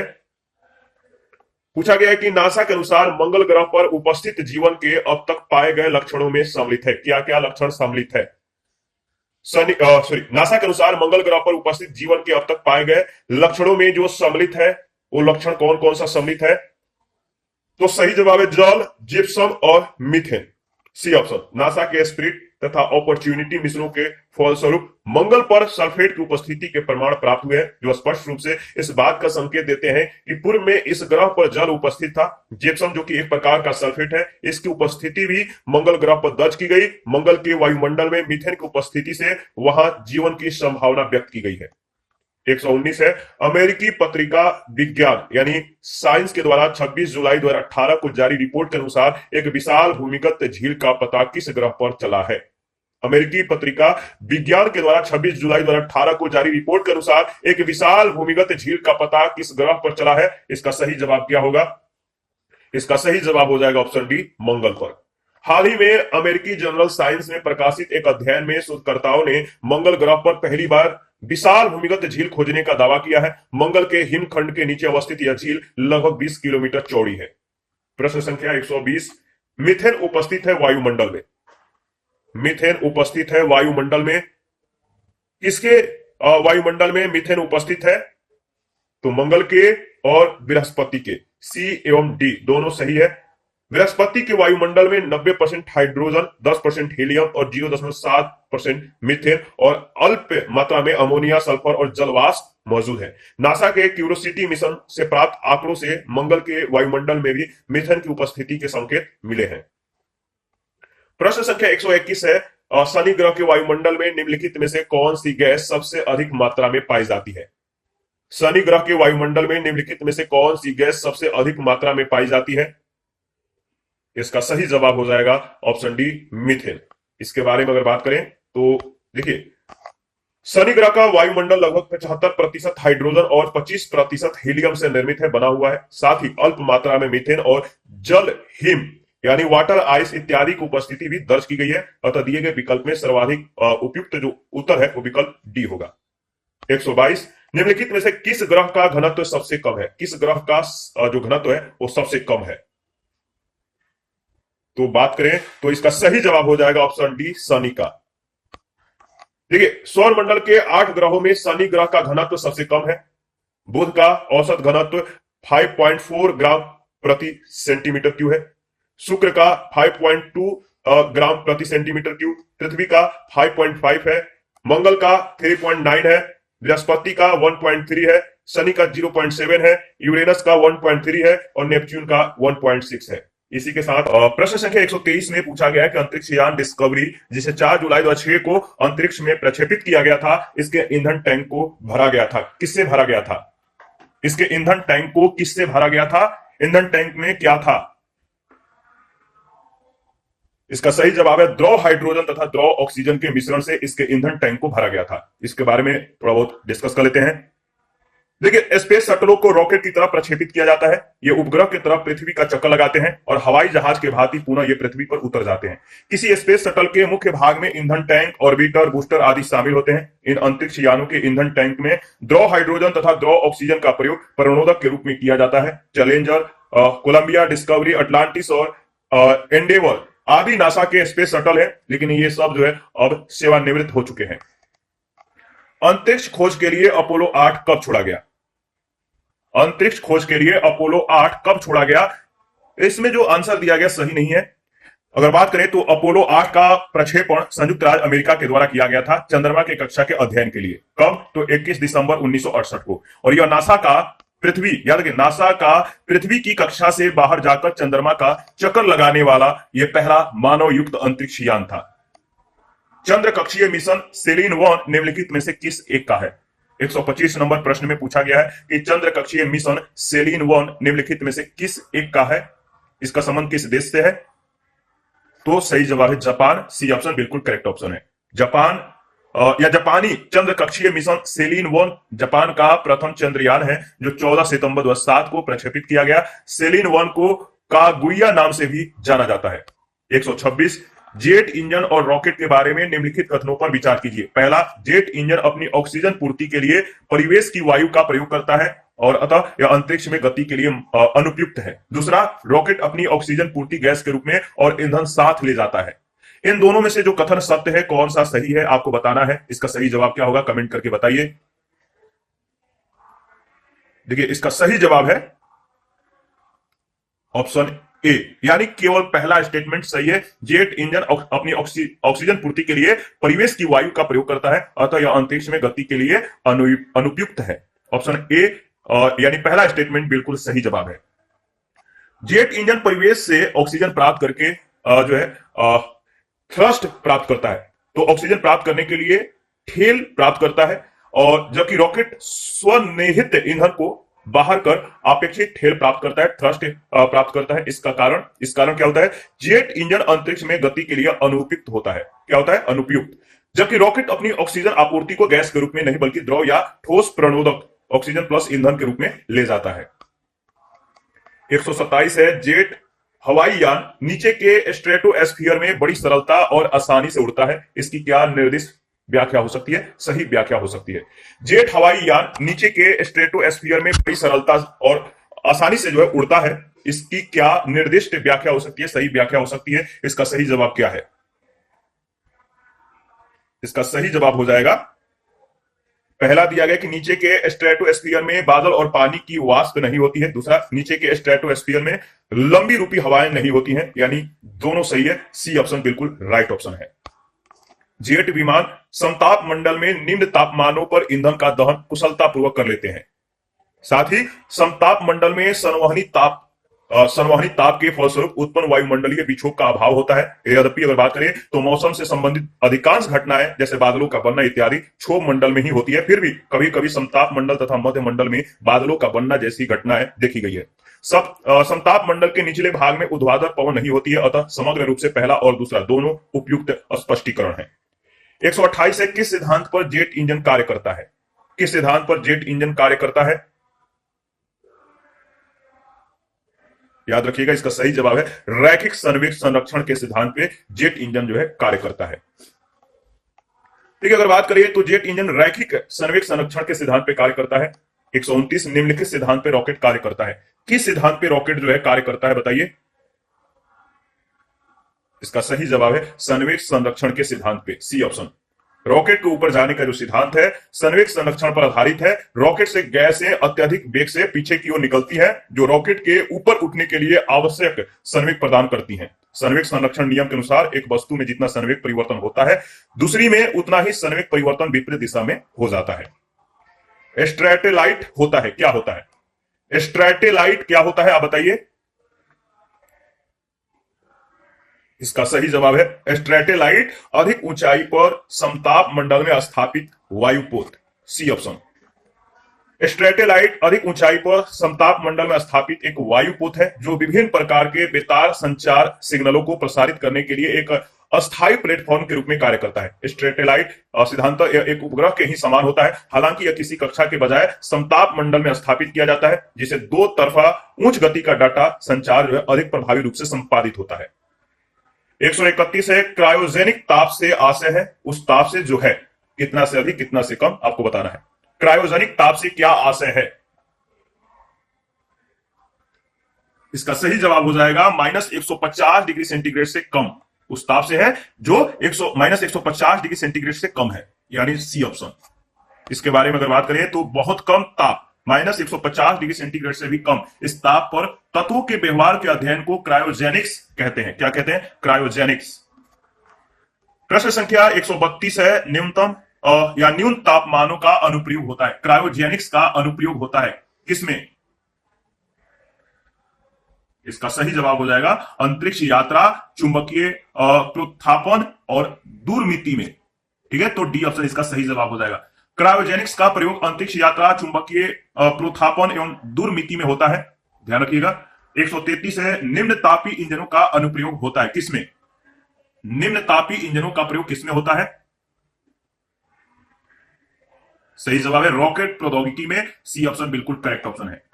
क्रायोजेनिक शब्द ग्रीक भाषा के शब्द क्रायोस से बना हुआ है, जिसका अर्थ होता है हिमशीत, आइस कोल्ड यानी बर्फ की तरह शीतल या निम्न ताप। प्राय 0 डिग्री सेल्सियस से 150 डिग्री नीचे के ताप को क्रायोजेनिक ताप कहते हैं, और माइनस 150 डिग्री सेंटीग्रेड तापमान पर भरे प्रणोदकों का सरलता से ईंधन के रूप में प्रयोग करने वाला इंजन क्रायोजेनिक इंजन कहलाता है। क्रायोजेनिक इंजनों का प्रयोग रॉकेट प्रौद्योगिकी में होता है।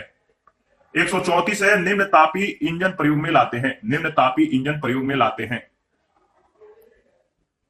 इसका सही जवाब है द्रव ऑक्सीजन ऑक्सीकारक के रूप में तथा द्रव हाइड्रोजन ईंधन के रूप में, यानी बी ऑप्शन बिल्कुल करेक्ट ऑप्शन है। इसके बारे में डिस्कस कर लेते हैं, बहुत इंपॉर्टेंट है ये। निम्न तापी या क्रायोजेनिक इंजनों में सामान्यतः द्रव ऑक्सीजन ऑक्सीकारक के रूप में, द्रव हाइड्रोजन ईंधन के रूप में प्रयुक्त होती है। क्रायोजेनिक इंजन की सहायता से ही जीएसएलवी रॉकेट में प्रयुक्त होने वाले प्रणोदक ऑक्सीजन और हाइड्रोजन को निम्न तापमान पर द्रव अवस्था में रखा जाता है। इस प्रकार यह स्पष्ट है कि क्रायोजेनिक प्रौद्योगिकी पर आधारित इंजनों में द्रव प्रणोदकों का प्रयोग किया जाता है, क्योंकि द्रव अवस्था में गैसें सघन होती हैं, इसीलिए इसे गैसीय अवस्था की अपेक्षा जो है, गैसीय अवस्था की अपेक्षा अधिक सरलता से नियंत्रित किया जा सकता है। निम्न तापी इंजन का प्रयोग स्पेस शटल में किया जाता है, क्रायोजेनिक इंजन का प्रयोग स्पेस शटल में किया जाता है, इस बात को ध्यान में रखिएगा। 135 क्रायोजेनिक इंजन का इस्तेमाल किसमें होता है? क्रायोजेनिक इंजन का इस्तेमाल किसमें होता है? देखिए कितना इंपॉर्टेंट ये प्रश्न है, कई बार इस प्रश्न को पूछा गया है। क्रायोजेनिक इंजन का जो इस्तेमाल होता है वो किसमें होता है, आप बताइए। याद रखिएगा स्पेस शटल में, यानी सी ऑप्शन बिल्कुल करेक्ट ऑप्शन है। 136 है, निम्नलिखित में से किसको रॉकेट नोदकों के रूप में प्रयोग नहीं किया जाता है? रॉकेट नोदकों के रूप में प्रयोग किसका नहीं किया जाता है? देखिए प्रश्नगत विकल्प में सभी रॉकेट नोदकों के रूप में प्रयुक्त होते हैं। द्रव हाइड्रोजन, द्रव ऑक्सीजन, द्रव हाइड्रोजन और मिट्टी का तेल, ये सभी रॉकेट नोदक के रूप में प्रयोग किए जाते हैं, यानी इसका सही जवाब क्या होगा? ऑप्शन जो होना चाहिए नहीं है, उपयुक्त सभी होना चाहिए, तो ऑप्शन में नहीं है।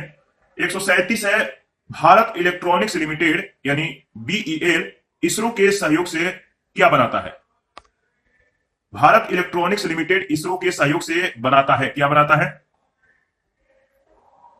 तो याद रखिएगा क्या बनाता है? जीएएस से, ठीक है, सौर सेल, यानी बी ऑप्शन।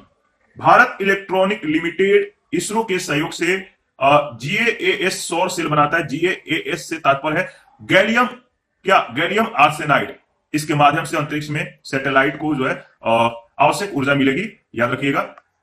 138 है, निम्नलिखित कथनों पर विचार कीजिए। दो कथन है, इनमें से कौन सा कथन सत्य है? एक बार देख लीजिए, एनालिसिस करके बताइए इसका सही जवाब क्या होगा।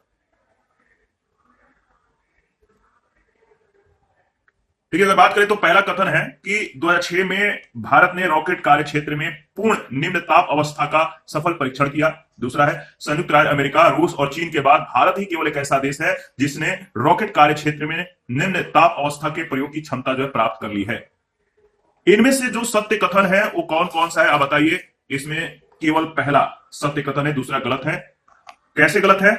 अक्टूबर 2006 में भारत के द्वारा तमिलनाडु के महेंद्रगिरी में स्वदेश विकसित क्रायोजेनिक रॉकेट इंजन का सफल परीक्षण किया गया था। भारत पूर्ण रूप से विकसित निम्न ताप अवस्था का परीक्षण करने वाला विश्व का छठा देश था। भारत के पहले यह सफलता जो है निम्न देशों को मिला हुआ था। किन किन देशों को? तो अमेरिका को, रूस को, यूरोपीय अंतरिक्ष एजेंसी, चीन और जापान को। ठीक है, याद रखिएगा। 139 है, निम्नलिखित कथनों पर विचार कीजिए, नीचे दिए गए कोर्स से सही उत्तर का चयन कीजिए। तो इसका पहला स्टेटमेंट क्या, एक बार एनालिसिस कर लीजिए। रिसैट 2 उपग्रह कक्षा में जो है पीएसएलवी C12 के द्वारा अप्रैल 2009 में श्रीहरिकोटा से छोड़ा गया था, क्या यह सही है? बिल्कुल सही है। दूसरा, एक दूसरा उपग्रह अनुसैट भी पीएसएलवी C12 के द्वारा कक्षा में छोड़ा गया था, इसका निर्माण अन्ना विश्वविद्यालय चेन्नई के द्वारा किया गया था, बिल्कुल सही। अनुसैट एक परीक्षणीय संचार उपग्रह है, यह भी सही है। और रिसैट 2 एक खोजी उपग्रह है, वह देश की सीमाओं की चौकसी में ये सक्षम है, यानी इसका सही जवाब हो जाएगा डी, पहला, दूसरा, तीसरा व चौथा, यानी सभी सत्य है। ठीक है, इसके बारे में अगर बात करें तो रिसैट 2 जो है ये रडार टोही उपग्रह है, ये एक भारतीय रडार टोही उपग्रह है जो देश के सीमाओं की चौकसी के संदर्भ में महत्वपूर्ण है। इसे 20 अप्रैल 2009 को श्रीहरिकोटा स्थित सतीश धवन अंतरिक्ष केंद्र से PSLV-C-12 रॉकेट के द्वारा प्रक्षेपित किया गया। इसी रॉकेट के द्वारा अन्ना विश्वविद्यालय चेन्नई के द्वारा विकसित अनुसैट उपग्रह द्वितीय पेलोड के रूप में प्रक्षेपित किया गया। अनुसैट जो है एक प्रायोगिक सूक्ष्म संचार उपग्रह है। 22 मई 2019 को भारत के रडार इमेजिंग भू अवलोकन उपग्रह रिसैट 2B का प्रक्षेपण PSLV-C-46 के द्वारा किया गया और दिसंबर 2019 में PSLV-C-48 के द्वारा रिसैट 2BR-1 एवं 9 व्यवसायिक उपग्रहों का प्रक्षेपण जो है किया गया। प्रश्न संख्या 140 है, भारतीय उपग्रहों और उनके प्रक्षेपकों के संदर्भ में निम्नलिखित कथनों पर विचार कीजिए। भारतीय उपग्रहों और उनके प्रक्षेपकों के संदर्भ में निम्नलिखित कथनों पर विचार कीजिए। सही जवाब क्या होगा? देखिए, इसके संदर्भ में अगर बात करें तो इनसेंट श्रृंखला के सभी उपग्रह विदेशों से छोड़े गए, ये सही स्टेटमेंट नहीं है। पहला सही नहीं है, दूसरा, तीसरा, चौथा स्टेटमेंट बिल्कुल इसके संदर्भ में सही है। यानी इसका सही जवाब क्या हो जाएगा? आप चाहे तो स्टेटमेंट को एनालिसिस करके आगे बढ़ सकते हैं। फिलहाल के लिए मैं इसे स्किप कर देता हूं। बी ऑप्शन इसका सही जवाब हो जाएगा। इसके बारे में डिस्कस कर लेते हैं। GSLV एक त्रिचरणीय रॉकेट है, 3 स्टेप वाला रॉकेट है, जिसके त्रिचरणीय जो तृतीय चरण में कह सकते हैं स्वदेश निर्मित क्रायोजेनिक इंजन का प्रयोग किया गया है। यह स्वदेशी क्रायोजेनिक इंजन तमिलनाडु के महेंद्रगिरी स्थित लिक्विड प्रोपल्सन सिस्टम सेंटर के द्वारा निर्मित है। 18 अप्रैल 2001 को GSAT-1 नामक उपग्रह का प्रक्षेपण किया गया था। इसका मुख्य उद्देश्य डिजिटल श्रव्य प्रसार इंटरनेट सेवाओं से संबंधित संचार प्रयोगों को संचालित करना था। PSLV रॉकेट का प्रयोग IRA श्रृंखला के उपग्रहों के अतिरिक्त चंद्रयान-1, रिसैट-2, अनुसैट आदि उपग्रहों के प्रक्षेपणों के लिए भी किया जा चुका है।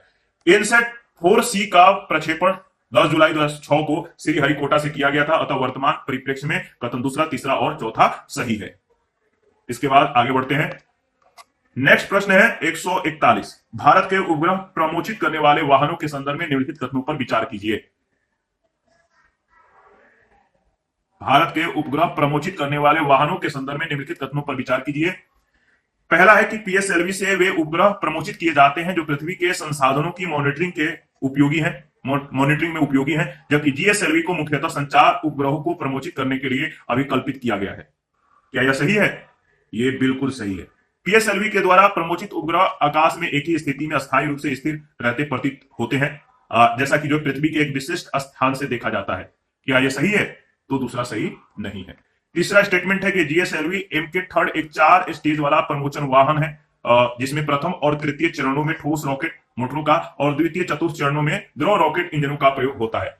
तो इसमें जो सही है केवल पहला, यानी ऑप्शन ए बिल्कुल करेक्ट ऑप्शन है। PSLV तथा GSLV दोनों ही इसरो के द्वारा विकसित उपग्रह प्रक्षेपण यान है। PSLV को लगभग 1750 किलोग्राम वजनी भू अवलोकन या सुदूर संवेदी उपग्रहों को लगभग 600 किलोमीटर की ऊंचाई वाले सूर्य समकालिक ध्रुवीय कक्षाओं में स्थापित करने के लिए डिजाइन किया गया है। GSLV को मुख्यतः संचार उपग्रहों को दीर्घवृत्ताकार भू समकालिक अंतरण कक्षा में स्थापित करने के लिए डिजाइन किया गया है, इसलिए कथन पहला सत्य है। GSLV के द्वारा GTO में स्थापित उपग्रह को कक्षोन्नयन के पश्चात लगभग 36,000 किलोमीटर की ऊंचाई वाली भू तुल्यकालिक पृथ्वी कक्षा में स्थापित कर दिया जाता है। इस कक्षा में उपग्रह आकाश में एक ही स्थिति में स्थिर प्रतीत होते हैं, इसलिए दूसरा कथन असत्य है। और GSLV MK-3 नया नाम है LMV-3 एक त्रिचरणीय 3 स्टेप प्रक्षेपण यान है, तो कथन तीसरा भी असत्य है। 142 से कृत्रिम उपग्रह पृथ्वी से सुस्पष्टता से ट्रैक किया जा सकता है, किसके द्वारा?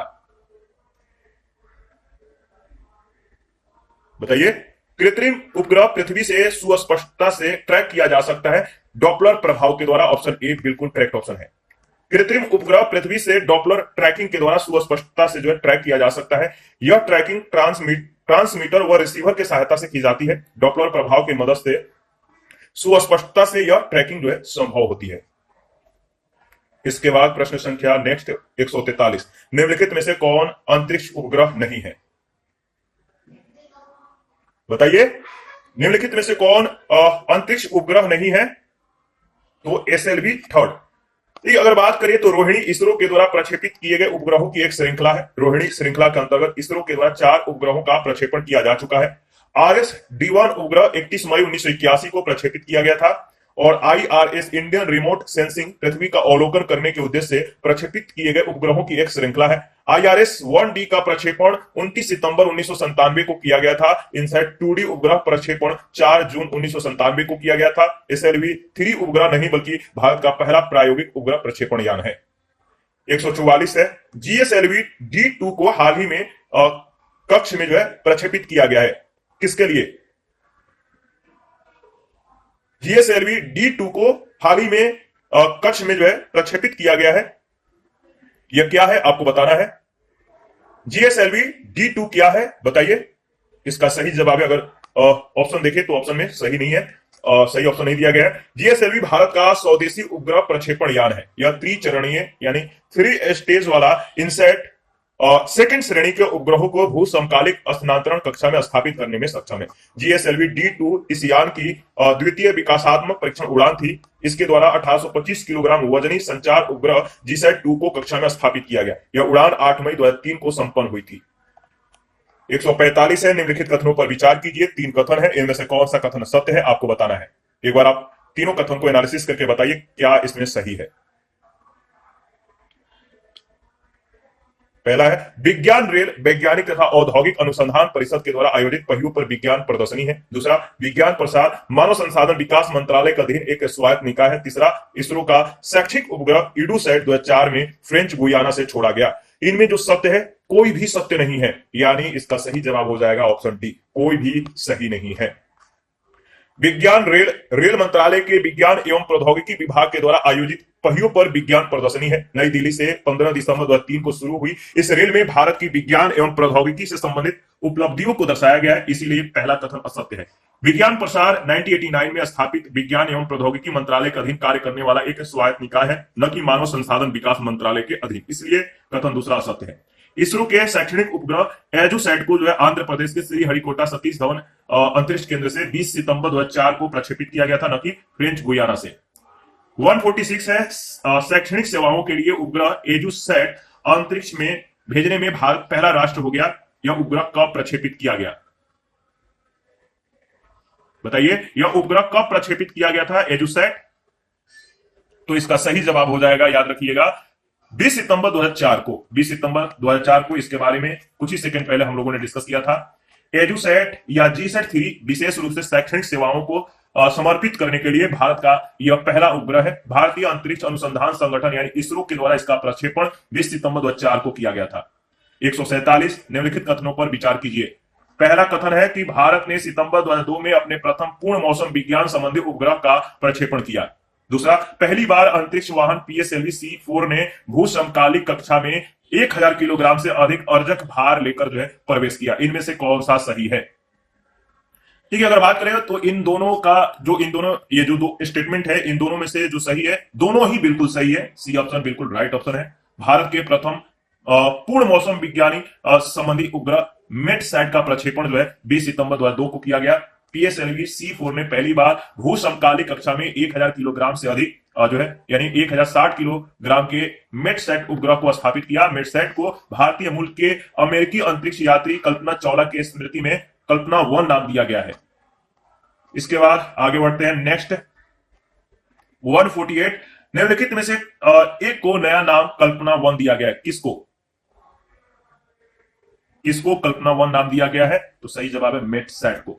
मौसम के क्षेत्र में अनुसंधान संबंधी भारत के प्रथम उपग्रह कल्पना 1 का प्रक्षेपण भारतीय अंतरिक्ष अनुसंधान संगठन के द्वारा 12 सितंबर 2002 को किया गया था। प्रारंभ में इस उपग्रह का नाम मेटसैट था, लेकिन 5 फरवरी 2003 को तत्कालीन भारतीय प्रधानमंत्री अटल बिहारी वाजपेयी ने इसे भारतीय मूल के अमेरिकी अंतरिक्ष यात्री कल्पना चावला की स्मृति में कल्पना 1 नाम दिया। उल्लेखनीय है कि कल्पना चावला की स्पेस शटल कोलंबिया दुर्घटना में 1 फरवरी 2003 को मृत्यु हो गई थी। 149, सितंबर 2002 में भारत ने प्रक्षेपित किया किसको? सितंबर 2002 में भारत ने किसको प्रक्षेपित किया था? तो मेटसैट को। डी ऑप्शन बिल्कुल सही जवाब है। 150, निम्न में से कौन सा उपग्रह शैक्षणिक संस्थान उपग्रह है? निम्न में से कौन सा उपग्रह शैक्षणिक संस्थान उपग्रह है? सही जवाब है Sathyabama sat. Sathyabama sat, D option Sathyabama sat. Sathyabama विश्वविद्यालय चेन्नई के छात्रों के द्वारा निर्मित उपग्रह है। 1.5 किलोग्राम वजनी इस उपग्रह का प्रक्षेपण PSLV C34 के द्वारा जून 2016 में किया गया था। 151, भारत का अग्रवर्ती संचार उपग्रह GSAT-8 21 मई 2011 को छोड़ा गया था। भारत का अग्रवर्ती संचार उपग्रह जीसैट 8 21 मई 2011 को छोड़ा गया था। कहां से? तो सही जवाब है कोरू से, बी ऑप्शन।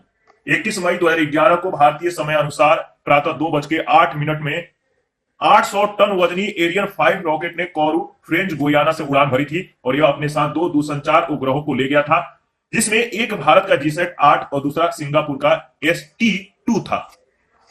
152 है, भारतीय उपग्रह जीसैट 7 अनन्य रूप से जो है बनाया गया किसके द्वारा, किसके लिए? भारतीय उपग्रह जीसैट 7 अनन्य रूप से बनाया गया किसके लिए, किसने बनाया है? दोनों बातों को आप ध्यान में रखिएगा। इसका सही जवाब हो जाएगा सैन्य संचार के लिए जीसैट 7 जो है बनाया गया है। किसने बनाया है इसको आप कमेंट में बताइएगा।